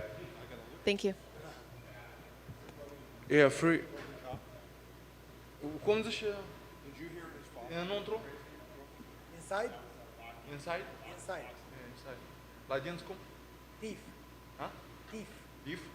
Teeth. Teeth. This is getting bizarre. It's okay. It's okay. Only one question for me. In your post-fight interview, did you name an opponent that you wanted next? Who do you want next? Yeah. Hey guys. It's me fighting. Yeah. Hey. Whoa. He's good. He's a good fighter. Yeah. Whoa. Yeah. Of course. I'm ready. I'm ready for new fight. For new fighting. Hey, let's go, Smith. I'm ready for Really? you. Yeah, of course. I'm ready for you. For me, important win. And I have fight main event. Yeah, of course. He's very high ranked, as opposed to where you're right now. UFC, I don't believe you're in the top 15. What about Ryan? Would Ryan Spann make sense as a logical jump upwards? Ryan? Hey, no important. Yeah, let's go. I'm ready. I'm ready for everything fighter, and I'm ready for new show for my opponent. Hey, guys, stand up and go follow me. I'm ready for you, for my fans. New show, and let's go. I'm eat my job. I love you, my job, and it's my life, and I'm ready for you, for my opponents, new show, and new splendid fighting. Congrats on the win. Thank you. It's finished? Thank you. All right, there we go. Cutelaba with a big win over Devin Clark, and I'm going to wait till our handsome faces are back up on the screen, and I'm going to show you guys Devin Clark's face that they were talking about, his teeth. Right there. Look at that. Look at those bottom teeth pushed back in. That's on Twitter right now, on ESPN, I believe's Twitter. But that's the photo that's circulating that they were talking about that he believed was caused by a knee, and that's some damage right there. That's So brutal. there you have it. That's just he really, wants Anthony Smith and he wants a main event, but what a performance. I mean, he definitely put on the performance of the night. And Anthony Smith was great. But I thought Cutelaba stole the show. I don't know what you thought, Colin. He was fantastic. Agreed. Yeah, agreed 100%. And it's funny, we hadn't thought of that fight, and they fought back to back. And you know, with all respect, Anthony did want someone ranked higher than him. Cutelaba is not even close. Ankalaev was the closer. So I think we were right with that call. But, you know, if no one's available, yeah. If no one's ahead Reyes of him, is the only guy ahead of him who doesn't have a fight. And Rakic doesn't have a fight, and Reyes doesn't have a fight. But Santos is fighting Walker, and you got the title fight with Jan Blachowicz and Glover, and Yuri's the backup. So the only ones who don't have a fight who are ranked ahead of Lionheart are Dominic Reyes at number 5 and Rakic at 3 or 4. And then you have Ankalaev who's behind him. But we're waiting for Lionheart Smith to hit the podium, and I think we're right now with the audio coming in from the press room. Is he walking up right now, or? We'll see with Anthony Lionheart Smith, the main event winner, submission by rear naked choke, 3 minutes 47 seconds of round number 1 over Ryan Spann. You just saw Cutelaba, who beat Devin Clark by unanimous decision, 30-26, 29-26, 29-27. I'm Jim Grieshaber. Call me Grease. Is Colin Crandall in the house with me from MMA Power Hour on Fight, FITE. Watch them Tuesday nights at 6 p.m. Meanwhile, guys, smash that subscribe button, hit the bell so you know when we're coming your way with more programming. Follow us on IG, follow us on Twitter, follow us on Facebook at MMA Weekly, and, of course, go to MMAWeekly.com for all your news and entertainment covering the sport of mixed martial arts. We're waiting for the main event winner, Anthony Lionheart Smith, Colin, to hit the podium. A great performance. I mean, he's going to get asked about Cutelaba's call out, but I don't see that happening. That's where you were going before I picked up on this. I don't see it happening. You're probably right, because I don't think Anthony would take that fight. But how do you think that fight would go? I think it'd be interesting. I think Cutelaba would not be completely annihilated. Grappling is legit. It's better than I thought it was against a high-level wrestler like Clark, to beat him the way he did and take him down at will the way that he did, and you know that's not easy to do against a high-level wrestler at all. I laughed at one point because I saw. No, definitely not at all. Very impressive, and you know, it's too bad that guys just won't. I mean, some guys will take fights no matter where they're ranked. I know Daniil Dariush had to take guys 4, 5, 6, 8, 10 spots below him for a long time to get where he got, and I think that sometimes it's the right thing to do. But I think Lionheart at his age is probably just not going to do it. Although I think Ankalaev is close enough, you know. And you know, if I were the him or Reyes, that would just be so Lionheart exciting. And Dominic Reyes, that would be. Lionheart's on a 4-fight win streak. Reyes is on a losing streak against the best guys. I think there's a good storyline there with Reyes and Smith, a couple of former title contenders who both lost to John Jones. And you know, I mean, Reyes, it was controversial. People thought he won, but then he got decimated by Blachowicz, and then. You know, Yuri just had his way with him. But I would like to see Lionheart and Reyes or Lionheart and Ankalaev. I'm fine with either one. Yeah, absolutely. I don't know where they're thinking that a good spot would be for Reyes coming off a 2-fight losing streak. To put him against a guy coming off a 2-3-fight win streak just might not be the look that Sean Shelby and Mick Maynard think is appropriate. Although he still is ranked highly, so you can't. I mean, I could almost see Reyes against Cutelaba, you know, something like that. Just but you know, I mean, you know, Reyes against Lionheart could be interesting, but it's just a weird position Reyes is in. But his losses are against the champion, against Jan Blachowicz, and against Yuri, who's the alternate for the main event in October. So his losses are to the highest of the high level guys. It's not like he lost to anyone. I mean, he's losing to the top 3 in the world. Yeah, without a doubt.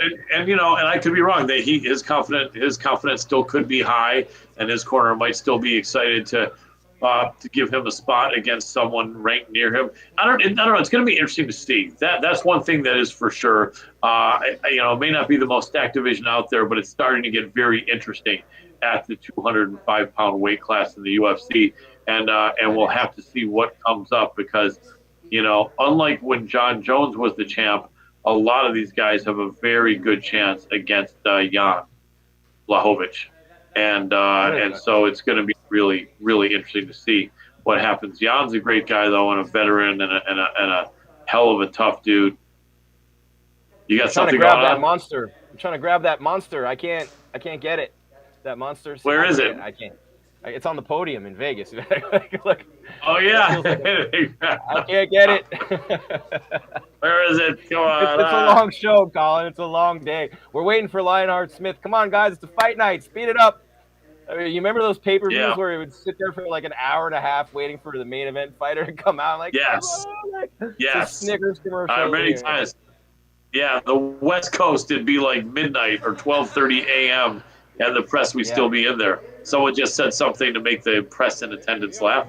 But it's weird. Look at that backdrop. It doesn't have any mention of the UFC Fight Night number. It doesn't have any mention that it's Smith versus Spann and no advertising logo. Straight up basic branding tonight for the Ultimate Fighting Championship, Colin. Yeah. That's it. I mean, who am I to question any of that? I've learned 3 words to live by in this business, and I can't believe how many schmucks still don't. But the 3 words to live by are never doubt Dana. Never doubt Dana. Yes. And so many people are questioning and doubt and all these things all the time. And this new promotion's coming out. And honestly, I think a lot of the media guys, and you know who you are, hold grudges, and they continue to try to, and I think 2 of those guys are Ariel and what's his name? Who am I? The guy who works Bellator shows, Luke Thomas and Ariel are the guys. They have like vendettas against them or something. They're always saying something about them. But the 3 words I've learned are never doubt Dana. No. Well, Ariel's trying to take the aerial approach because his name is Ariel. And Luke is definitely trying to see if there's anybody left that still likes him out there. And it's hard. It's a hard ask. All respect to Luke. But he's going to say, he'd probably say, well, people don't like me anymore, Colin, but they don't know you exist. And, he could be right. But maybe a few people know I exist. Anyway, though, it's, Dana knows what he's doing. He definitely knows what he's doing. And we got Bellator 266 tonight, too, right? Speaking of Bellator, guys, we have we do, man. We do. Fight tonight. Let's see what happens there. Soldier of God, Yoel Romero against Phil Davis. Hey, what's going on with Rumble, by the way? Rumble's pretty sick. I saw his post today on social media. He's supposed to headline out here in October with Bader as the co-main, and he said he's in for the fight of his life. It's not COVID. He's I don't know what's going on with Anthony Rumble Johnson, but you got Davis and Romero tonight in the main event on Bellator 266. A couple of former UFC fighters. Ends up being Yoel Romero's Bellator debut. Yes, definitely interesting, and that fight is still a few fights away. They've got a women's fight coming up, and they've got Naaman Gracie in the co-main event, and then Phil Davis, Yoel Romero. That definitely is going to be an interesting fight at 205. What do you think of that, Jim? While we're waiting here for Lionheart, I mean, Rumble. What do you call him? Soldier of God Romero usually has the wrestling advantage, but then doesn't use it. But he usually has it in his back pocket. In this case, Phil Davis was a D1 All-American. I don't know if he was a national champion. He may not have been, but definitely a strong D1 All-American for Penn State, Mr. Wonderful. And I just think that, that Romero doesn't have the wrestling in his pocket here. And the one thing that Phil has never been back. He didn't use it much in his last few fights at all. And it's his first fight at 205. I don't know how that guy made 185. I mean, that's crazy when you think about that guy fighting. He's really big. He's like Paulo Costa, like sucking all the water out of his body to make weight. But I'm excited to see what he looks like over in Bellator against Phil Davis, who's had some pretty good success over there. I don't really pay much attention to Bellator, but I mean, tonight I might watch that fight. Yeah, and he's about 1.5 to 1 favorite is Phil Davis.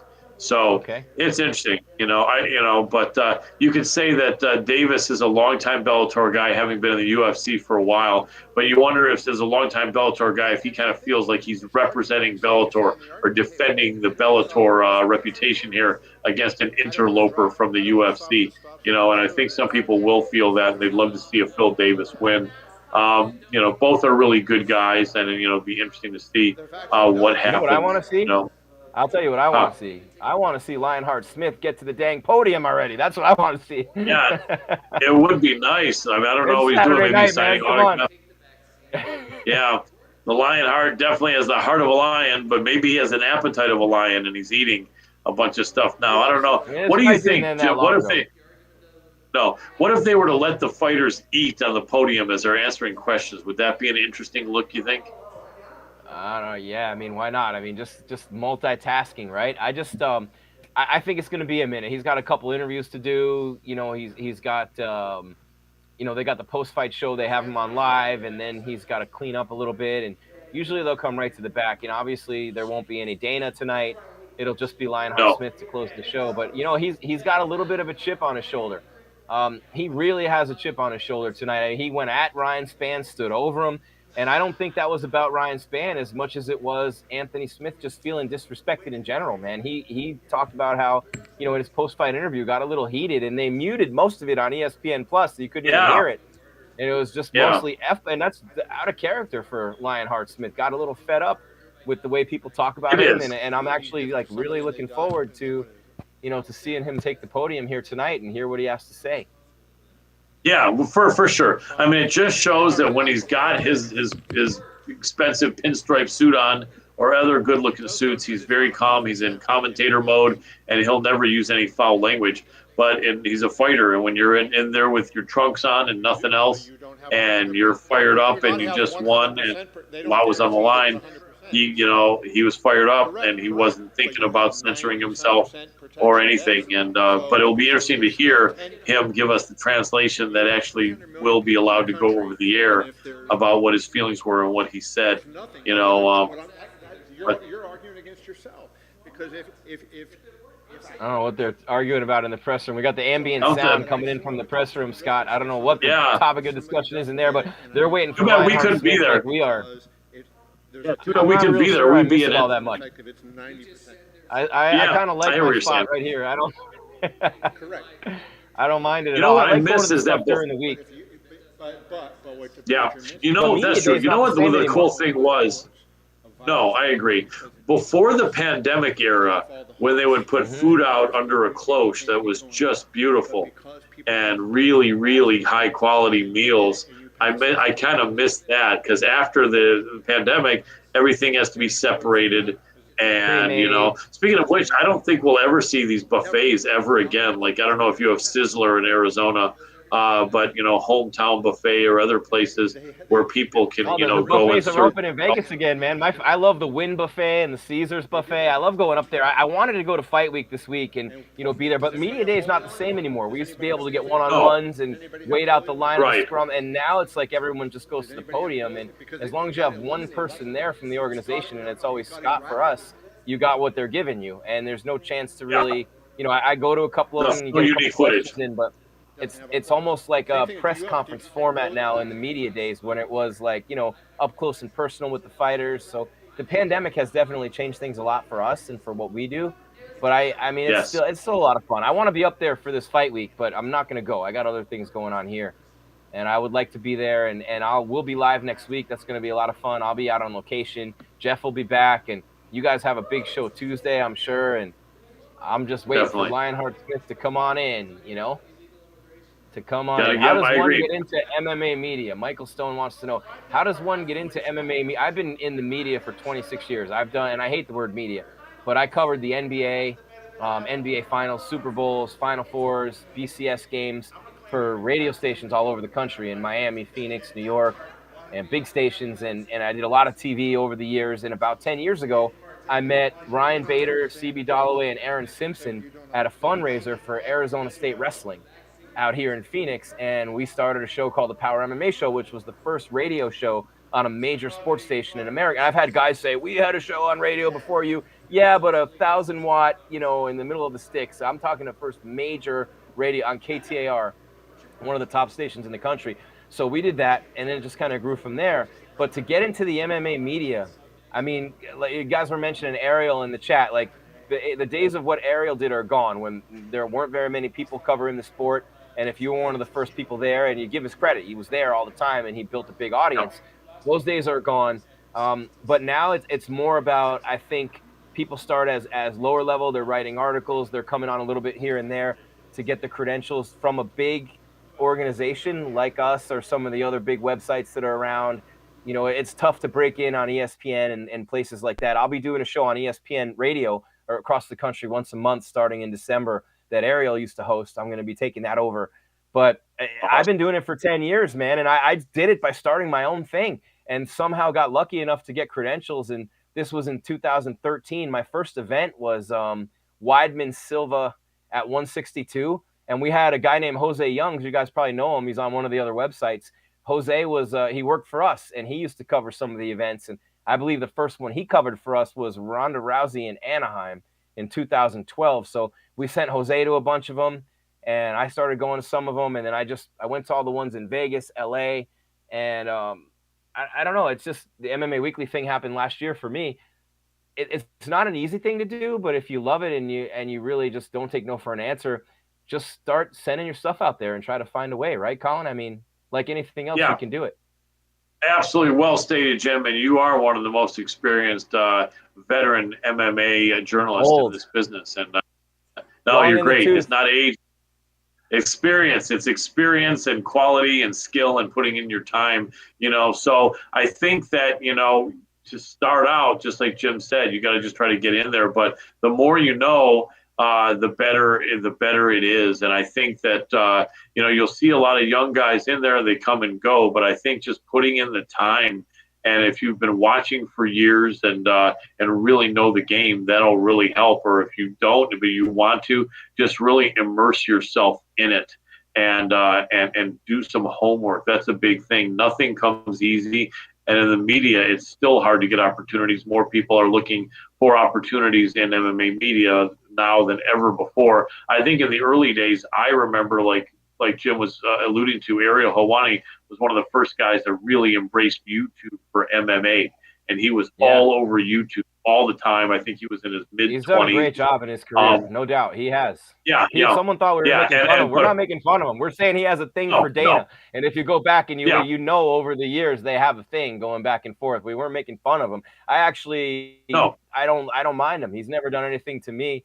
I don't really talk to him all that much. He's been cool when I do, but I think overall, the one guy we took a little shot at was Luke, but Luke thinks he invented the sport. So, Yes, that's the difference. That's the difference. I think both of them were lucky enough to kind of be there in the early days, though, which helped them get selected. No crack on Ariel, because he is a humble, friendly dude. I've only met him in person once, and he was definitely friendly and respectful. But he was there early, and that's the thing. It's a supply-demand curve. Back in those early days, I think the UFC started to look at YouTube and said, "Oh, this guy's here every week. Let's grab him." And so they kind of grabbed and embraced Ariel. And now there's so many people that want in. It's a little bit different. But then, a guy who really was doing amazing things in the media, unfortunately for us, was Ryan Walker, the co-founder of MMA Weekly with Scott Peterson. Ryan was a guy who was at the top of the game, was calling fights everywhere, and got all the big interviews. And he was, as you guys know, killed in a car crash right at the height as he was really, hitting that level of getting into the greatness of it. And, that's what happened with him. But he was the guy who was there. And when I first started coming, like Robin Black was there. I love Robin Black. Bing, yes. It was always one of my favorites. Love him. But I've interviewed Michael and Kobe and LeBron, and I worked in all the other sports for a long time. And I love, I worked at the University of Miami. I did the pregame shows for the Arizona Cardinals, the Florida Marlins, the Miami Heat, the University of Miami Hurricanes, the Arizona Cardinals I mentioned for a year on their network. And I miss that stuff too, the NFL season and the NBA. See, I love those sports, but there's something about this sport, Colin. Once I started working in MMA, I mean, it just grabbed me and it never let go. I love it more and more. I train all the time now, and the more I get involved in training and the more I get, and you're a freaking purple belt. You've been training your whole life, but it just grabs a hold of you and it doesn't let go. No matter when we became fans, and I've been watching from the beginning, and lucky I'm in Arizona where I first started covering the sport. I had Benson here, and Bader was my partner on the radio. And you got Don Fry and Dan Henderson and Dan Severn. You go to an Arizona State Sun Devil golf tournament when, Ben Askren was an assistant coach there, and you just see all the way back to Curly Culp, a great Hall of Famer. But, when you have Hendo and you have Dan Severn and you have Don Fry and you have Bader and CB and Cain Velasquez and Aaron Simpson and John Moraga and all these guys who wrestle at Arizona State, Bubba Jenkins, who's fighting now. I mean, it's just rich out here. And you got the MMA lab, and here you got O'Malley and you got Jared Cannonier, and you got Fight Ready with Henry Cejudo, who's from here and lives here. And now you got Wei Lee and the Zombie training there, and Eric Anders training for his fights there. And I think Lionheart's finally going to hit the podium. All right, there he is. Anthony Lionheart Smith, Colin, the winner in the main event in the first round with the rear naked choke to defeat Ryan Spann. Number 6, Anthony Smith from Las Vegas on the podium right here on MMA Weekly. Let's hear what Lionheart has to say. When you walked in the octagon, you stomped your foot in the center. What was going on? Was it the logo, or was it, you were doing that? No, like marking my territory. It's something really silly I've done since forever. If you go back and look, I do it almost every time. I guess I didn't notice. Yeah, I do it almost every time. That was one of your better overall performances. What you think you're striking, 60% strikes that you landed, and obviously when you got them down, it didn't take you very long to finish them. Do you feel like that ranks among your better efforts? I'm going to be really honest with you. I felt like I performed better versus Jimmy Crute. Maybe that's because I haven't watched the fight again. I was kind of expecting to be in like the fire with Ryan Spann the whole time. And that's exactly how it felt. Like I was kind of just in this chaotic kind of mess the whole time. So, excuse me, I don't know. I don't know. Like I guess the way that I haven't watched it, the way that I feel right now, I feel like it was kind of chaotic and wild. But maybe that's not the case. And it seemed like, he was hitting you, but it seemed like when you were hitting him, that it was impacting him. Do you feel like your striking has developed to the point now where it's a legitimate weapon and not just complement to your submissions? I do. I only remember him hitting me once. Like I'm positive that he hit me more than that. But I only remember one shot. And it was kind of like in a transition. I think I was coming back to my feet and he kind of threw something around the edge, like in a grappling exchange. And I remember it being real hard.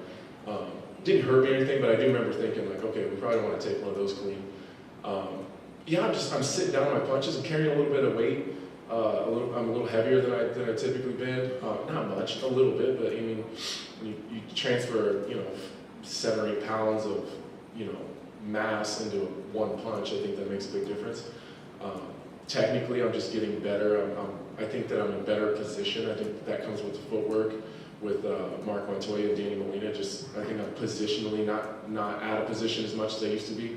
Everything's kind of tighter. I just think technically my boxing's getting better, and I think with that comes some power. How do you feel like the guy you are now compares to the guy you were that fought Jones that night? Totally different, man. I even think that if I was to fight the guy that fought Jimmy Crute, I think I'd kick that guy's ass. I'm just making gains really quickly, and some of that's maturity, some of that's mental approach, some of that's just personal growth and happiness. I think some of that's just accountability, and I said in my interview earlier that kind of credits a lot of that to Alexander Rakic. There's just a lot of hard questions, a lot of tough conversations with me and my team, and really just having to come to terms and come to grips with some tough realizations. Did you see he, basically was in for December, he said, and I heard, yeah. So, yeah, I mean, that's what I want, that's what I asked for. That's the fight that I want, that's what I've been talking about. It's nothing personal. Me and Rakic have had nothing but positive exchanges with each other before and after the fight. It's purely competitive. I want his spot. He took mine, I want to take it back. Where do you feel like you have to change when you look at that fight? Like, you said you're a lot better than you were from Crute, so I assume you're tremendously better than you were when you fought him. But where do you think the change has to come when you look at that?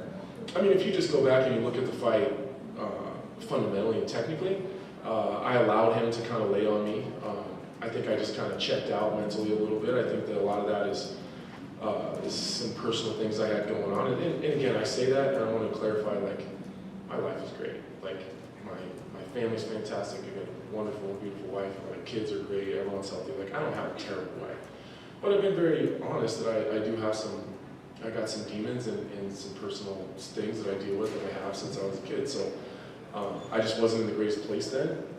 And, like, if you look at the Devin Clark fight, the second he ended up on top, maybe the old Anthony Smith might have hung out in full guard, tried to swim for submissions, and maybe lay there the entire round. But instead, I went to butterflies. I started elevating right away. I just have I have more sense of urgency. I'm not willing to give positions away anymore. It's the same thing with Ryan Spann. He kind of came to the top after that armbar. Maybe the old Anthony might have laid there and tried to fish for a submission with a big monster on top of me. And I wasn't willing to do that. I'm getting my ass back to my feet, and we're going to be where I want to be. And that's kind of, it's a mindset change. Technical advances, obviously, but I think a lot of it's just the approach. You know, you were very cool before the fight when you talked about all his, you know, his comments and everything, and yet it seems like it did create. I was holding a lot of that shit back. Like, it really pissed me off. Right, and I was going to say, it seemed like you had a lot of fire because of that. Yeah, a lot. Maybe this is going to sound arrogant or pretentious, but I have earned the respect from my peers. I put a lot of work into this game. I've sacrificed my entire adult life to be here, to be in the position I'm sitting in right now. That's time with my kids. That's friendships. That's life opportunities. I could have been a goddamn surgeon by now. You know what I mean? Like, I've put a lifetime worth of work into this, and most of my peers respect me. And that's all I ask. You don't have to like me. We don't have to get along. We don't have to be friends. You can think you're going to kick my ass, and sometimes you might. But I think just respecting my journey is the only thing that I ever expect from anybody. And he didn't. And you know, saying like he doesn't care what I've done. He doesn't care about the main events. He doesn't care who I've beaten. He doesn't care about the bonuses. He does, like I bet he cares now.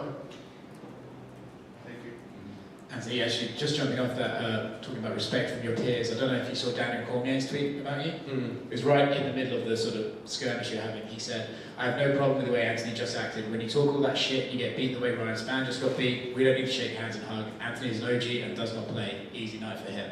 So, indeed, you do have respect from your peers. And that's what I mean. Like, think about that. Like, Daniel Cormier, like, Hall of Famer, or future Hall of Famer, multiple-time world champion. Like, if that guy can at least have respect for my hustle and the things that I've done in the sport, Daniel will probably kick my ass. But, like, at least he can respect it, you know what I mean? Like, that's all I ask for. That's all I ask for, and like I told Brad, like, I'll just go get it. So, it's nothing personal at this point. I feel like I squashed it, you know what I mean? I did what I had to do. I think we dealt with it in the cage afterwards. His coach and him came over, and you know, they said what they said, and I said what I said, and I'll move on. I don't hold any ill will towards them. I'm moving on, and you know, I'll see you later. You mentioned about some of the criticisms some fighters give you, like, oh, he fights these guys, and you address that in the cage. Who do I gotta beat? Well, I was going to ask you, where do you think it comes like, from? What do I gotta do? Think of, like, honestly, that's an honest question, you guys. Who do I gotta beat? Like, I beat the old guys, and people said they were too old. Now I'm beating the young guys, and they're not ranked higher. Well, like, what the fuck do you want me to do? Like, at this point, I don't give a fuck anymore. Like, I'm doing what I can do. I'm fighting the guys in front of me. I'm fucking over it. I'm done worrying about it. You know, Tyron Woodley just told me, like, you gotta take that off your plate and stop worrying about it. But I care because I want people to recognize, like, my sacrifice. And you know what? Or at least I did. Now I don't give a shit. I don't care.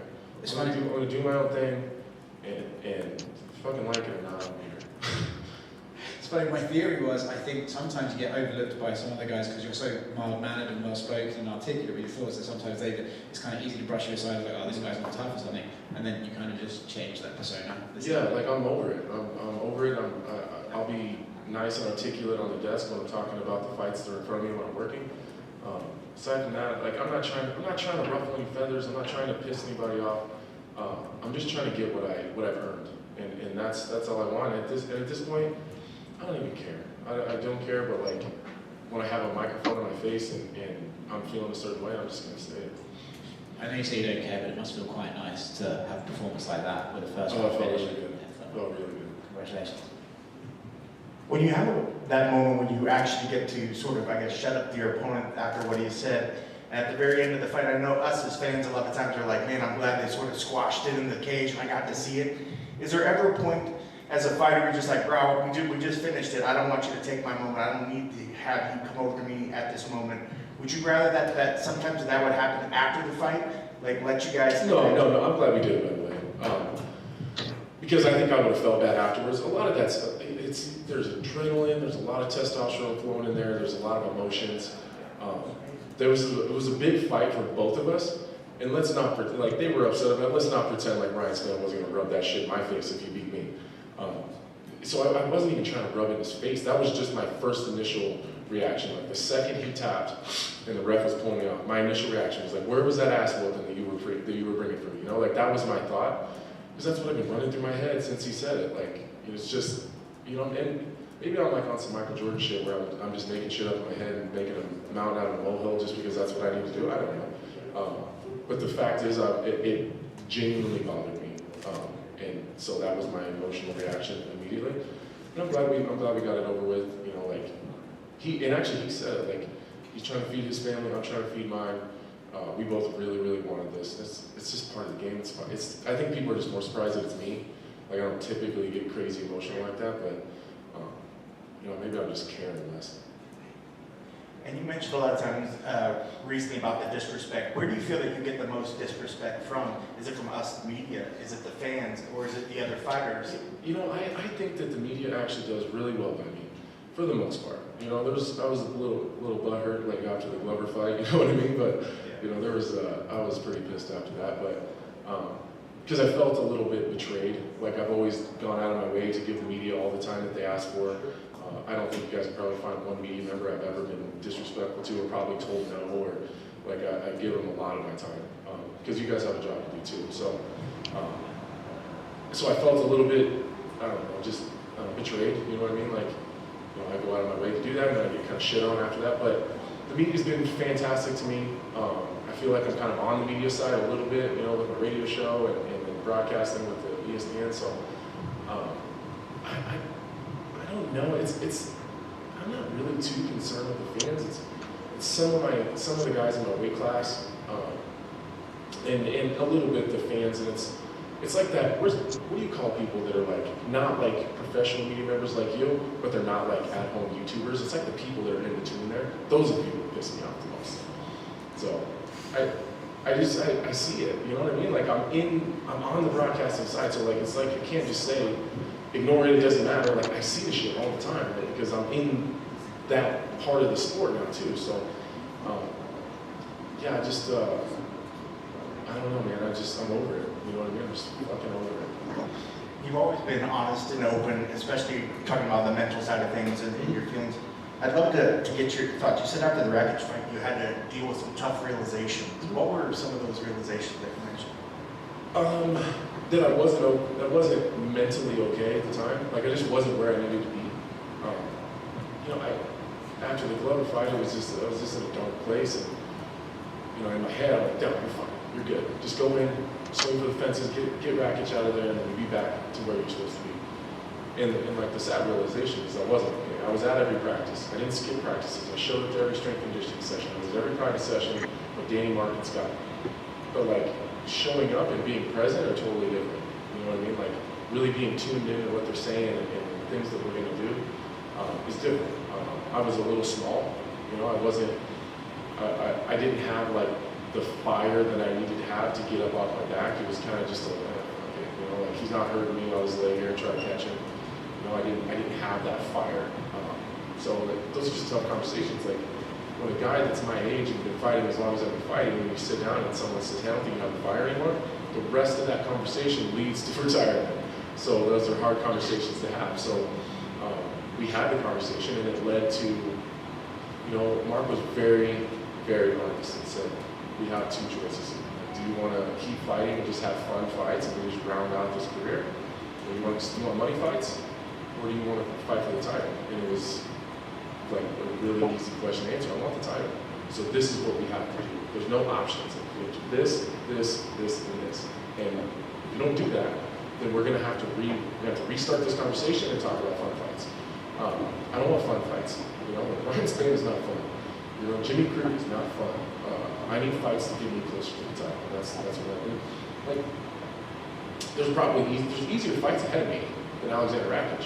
You know what I mean? Like, no disrespect, I think Dominic Reyes is an easier fight, but that doesn't get me closer to the title. So I need what's going to get me closest to getting the title fight. I could hang out and wait for the loser of the title fight, but I want to wait. I don't want to wait. I think Rakic, for me, stylistically, I'm not saying in general, but for me, Rakic is probably the toughest fight out of those 5 guys, for me. I was going to say that kind of answers my question. You know, it's that fight or nothing, or something higher than him, right? A higher rank for him. Yeah. Is the only thing you're willing to take this one. So if that fight doesn't immediately present itself, which it sounds like it probably is going to happen, are you willing to wait out until that fight happens or something higher takes place? I mean, I'll wait. Like your momentum's going forward. I'll tell you what I'm not going to do. I'm not going to fight someone right below me. That's for sure. I've done that 3 times in a row now. I think I paid my dues. I think that I made up for whatever I had to make up for those 2 losses. It would be mind-blowing if they let me fight someone again. So I'll wait for whatever makes sense. If it's Wrek, it's great. If it's not December and it's January, whatever. Like, that doesn't matter. But it's got to be a fight that's going to get me to a top fight.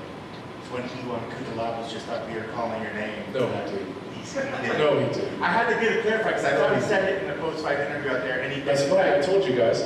I read his lips and it said. I read his lips saying Smith. Yeah. And he did. It was partially because it's the same thing. He's trying to find a name to make his name off of as well. But yeah. So I had to. I just thought it was funny because they're like, these guys always trying to make my name. I was like, well, we got another one that was just literally right in here before you that wants to make a name off. No, that ain't it. Talk about Merry Christmas. Yeah, no. I like watching you all fight. I think his style is super exciting. I mean, did you watch the fight you just did? You see what I did to that guy? Okay, just making sure. Congrats on the victory. Thanks, bro. I appreciate it. I just have one for you. Why do you always just have one? Because I'm the last one. I let the boys go first. She's always like, I just got one other phone. I'm just kidding. No, and it's probably going to be a weird one too. When you're talking about disrespect, I kind of see it maybe in a different way, and of course I'm not the one being disrespected. But is there any part of you that thinks they're jealous? You know, they're talking about you in that way because they're trying to get a fight with you. They're keeping your name relevant, even if it's negative. Isn't that better than not talking about you at all? Yeah, probably. You're not wrong. I think there is a lot of it is just people trying to get to my position. So I don't doubt that that's probably a lot of it. But I think there's ways of going about it. And there's no like book of ethics here on trash talking about your opponent. Like, it is what it is. It's just, I just don't have to like it though. And I think that that's where it comes down to. Like, they're gonna do it. I'm not immune to people being mean to me online, but I also don't have to like it, you know what I mean? And that's it. I think some guys would not talk about it because it would make you look like a baby, but I don't think anyone likes it. It just sucks, you know, and it pisses you off. And to be honest, I think it's probably good for me because it motivates me. It really does motivate me. At this point in my career, I'm always looking for something to just light that fire. So when kind of that promo, Ryan Spain's kind of attitude came out, like Mark Montoya said, let's see how that works out. Like, I was like super focused and just really worried about the techniques, and then you add a little bit of spice to it. I think it's always a good thing. You don't have one more? Sure. That's it, just one. I'm going to ask you, like, what's your favorite type of pizza topping? There you go. Favorite pizza topping? Yeah. Pepper. That's boring. Pepper. With ranch. I know, it's that Nebraska shit. All good? Pepperoni with ranch for Lionheart Smith. Yeah. You got another one? Uh-oh. Thank you. Welcome back to the media room. Yeah. Once you made that, and thank you for being so vulnerable and telling us about this conversation of moving forward and coming to terms with, no, I'm going for that goal. Mm-hmm. How hard or easy was it to put it all together? From the booth, to the headlines, to the being on the poster for the Apex. Was it what you expected, or is it just part of being the OG? Well, starting with that conversation, that was the toughest part.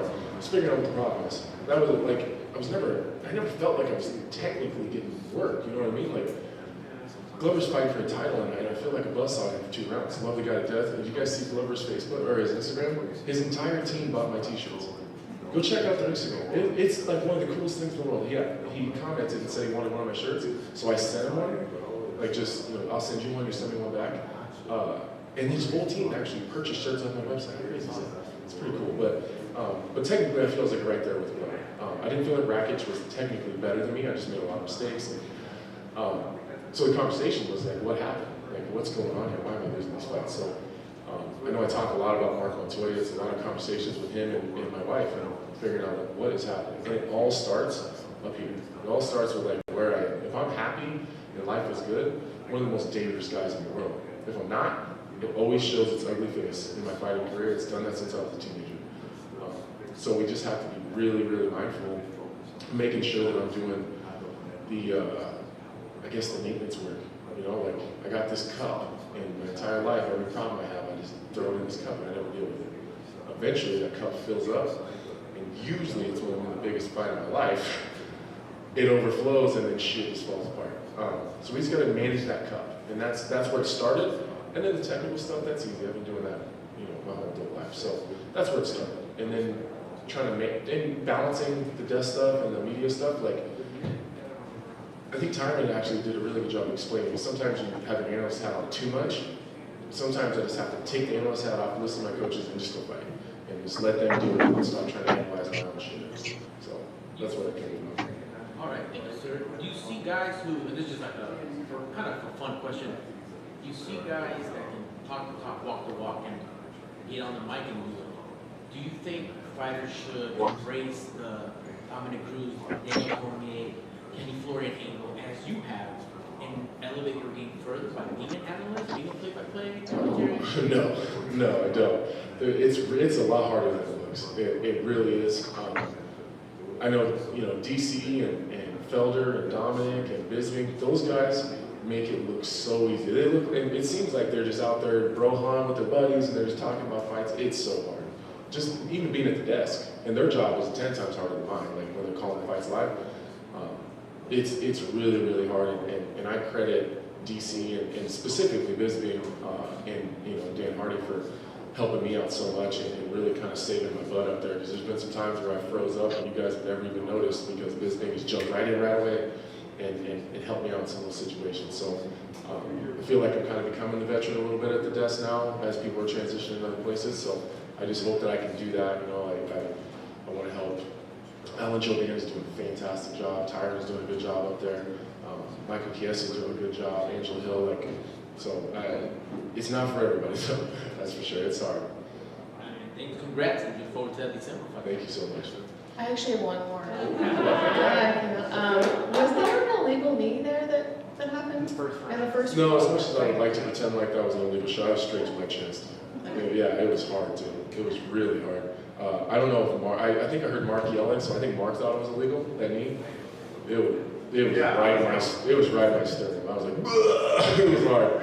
Yeah, he crushed me with that one. That was definitely a good shot. So that was legal though. Thanks. Awesome. Thank you so much, guys. There he is, ladies and gentlemen, your main event winner, Anthony Lionheart-Smith, with a rear naked choke of Ryan Spann, round number 1. Jim Grieshaber, call me Grease. We got Colin Crandall in the house. Make sure you smash that subscribe button, hit the like, ring the bell, so that you know when we're coming to you with more content here on MMA Weekly. Wrapping it up on UFC Fight Night from the Apex in Vegas with our guy Scott Peterson on site. And Colin, that was a great press conference. I love Anthony Smith anyway. It's like the guy who says it didn't hurt when he gets hit. He said he didn't care 1,000 times, which means he really freaking cares what people are saying about him and what the opinions are. And he felt completely disrespected. Ryan Spann talked a lot of crap coming into this fight, and people around the sport had been not giving Anthony Smith what he felt is the credit he deserves. And he was going to make sure that if he had anything to say about it, that all of us and the fans were going to start giving him the credit that he feels he deserves. He's a very high-level mixed martial artist, one of the best in the world at light heavyweight. He's proven it for the last few years. He's taken the longest possible route to be here. He was 5-6 on the lower levels before he worked his way out of that, improved, got better, kept doing it. Found himself in a title fight against John Jones where he could have taken the belt, did the noble thing, didn't take the belt on an illegal knee, had a bit of a losing streak with Glover Teixeira and Alexander Rakic. But the thing that stood out the most to me from that press conference with Anthony Lionheart-Smith is how much of this game is mental between the ears and how much of it is for him. Amazing. What a great, great speaker and so much insight into the athlete himself. Without a doubt. I've interviewed hundreds of MMA fighters over the last 5 years, and it's a big mental game. Some of them will even say 80 or even 90% of it is mental. Now, it doesn't mean you don't have to have the physical tools, but the focus, the determination, the IQ, the ability to hang in there when things are not going your way and not let fear and exhaustion or being intimidated or panicking get to you is just a huge part of it. And Anthony Smith, a very well-spoken guy, a guy with a lot of feelings, a sensitive guy, if you will. in all positive meaning of interpretations of that word, and someone that really definitely wanted respect. He's worked hard. I mean, who has 50 plus fights anymore nowadays in the UFC? Very few people. And the guy's only 33 years old. So yeah, anyone that was online calling him garbage or disrespecting him was definitely off base. And I think he said a lot of kind of really lower level MMA beginning young guys doing their own thing are going to call everyone garbage once they lose. And I think he just, he wants respect. Respect is a big thing. We know that. Generation X guys, respect was a lot more than I think it is for millennials. And even though Anthony Smith is a millennial himself, I think he's kind of an old school. He's a throwback guy, and he wants some respect. Right? Yeah, he deserves it. When you're a fighter. Yeah, and he earned it tonight. Yep. He earned it tonight, Colin, no doubt, and so did Cutelaba with a big win. And, but this night ended up being about Anthony Smith. This was his show. He's the guy to walk last to the octagon. He made it happen on this show in more ways than one. He's looking at Dominic Reyes or Rakic, who's already beaten him once, and it looks like Rakic has said he'll do it. And the two of them may be fighting later on, and Smith will get a chance, but he's got nothing to lose. He's a very dangerous fighter in a division loaded with killers in the top 5, starting with the champion, Jan Blachowicz, who's going to take on Glover Teixeira, the resurgent Glover Teixeira, making that late career run. Anthony Smith getting up there in years too, making a late career run. And there's a lot of things, you get those guys that are older. This might be their last shot. Not saying it would be the last shot for Anthony, but for Glover, for sure, you think it is.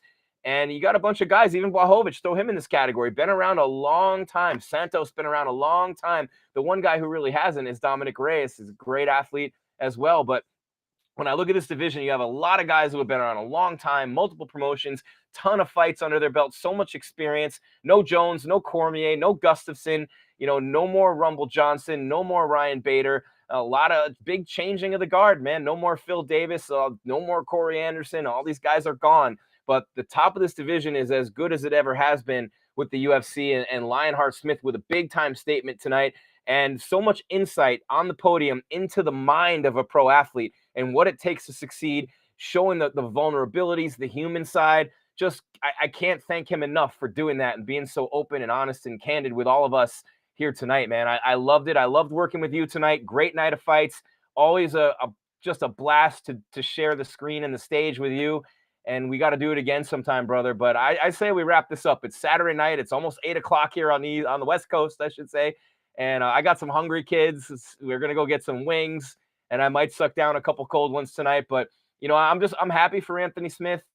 I think Ryan Spann kind of got what he deserved the way he ran his mouth all week. And sometimes that happens. You write a check that you can't cash, and he was unable to cash anything against Lionheart Smith, but he did catch a beating and he did get choked out, and he's got a lot to learn, but I have a lot of respect for him too. He's a tremendous athlete, big future for him. Cutelaba's not going to get Lionheart in there, but he's going to get somebody good. He's probably going to be ranked after this one. And of course, Colin, to wrap it up, we have the huge card next week, 266, Volkanovski T-City for the featherweight strap. You got Valentina and Lauren Murphy. Nick Diaz making his return against Robbie Lawler. Razor Blades against Biggie Boy Rosenstruik, and a whole lot more. Marlon Moraes and Merab's card, and Andrade is on that card. Just a great night of fights coming next week. Definitely. Absolutely excited for that card. It's going to be amazing. Jim, always great working with you. Like I say, always need to have my buddy Jim around, help make me feel better and help show me that there's someone that knows even more than me, and that's probably this man. He's the grease. I'm the squeaky wheel, you could say. And Gen the squeaky Xers, wheel man. always We're the Gen Xers in the house. We're not the Generation X, but we're the Gen Xers in the Yeah, we are. The squeaky wheel needs to get the grease. So be the squeaky wheel in your life. Go out and get what you want to get, and you'll get the grease. And I'm glad we had the grease here. And I love working with you, Jim. You're awesome, and what a wonderful guy and a true friend you are. It's been an absolute pleasure. Jeff Kane and his Pantene Sheen coming back next week here on the show. We missed you, Jeff. We love you, Colin. Thank you to Scott Peterson on site. Thank you to everyone in the chat doing a great job. And by the way, congratulations, Carlos Condit and Joseph Benavides. Great careers, calling it quits this week. R.I.P. Susie, the makeup artist for the UFC who passed away from cancer, had a brave fight for the last year. She did wonders with this ugly face over the years and always did it with a smile and always had a sarcastic joke for me. We love you, Susie. We're going to miss you forever. And to all the fighters who do this and make our jobs what they are, Thank you guys and girls for giving everything you have, blood, sweat, and tears in the octagon every single week. That's going to do it for us. For everyone here at MMA Weekly, want to thank you for being with us here tonight. UFC Fight Night, Smith versus Spann from the Apex in Vegas. We'll catch you next week for UFC 266. Wall-to-wall coverage on MMA Weekly. Give us a follow. Check us out on the webpage. You will not be disappointed. It is the #1 source for news and entertainment, mixed martial arts for almost 20 years. MMA Weekly. Until next Saturday, for me anyways, guys, I'm Jim Grieshaber. Call me Grease, saying keep your game tight and your mind right. We are out. Peace.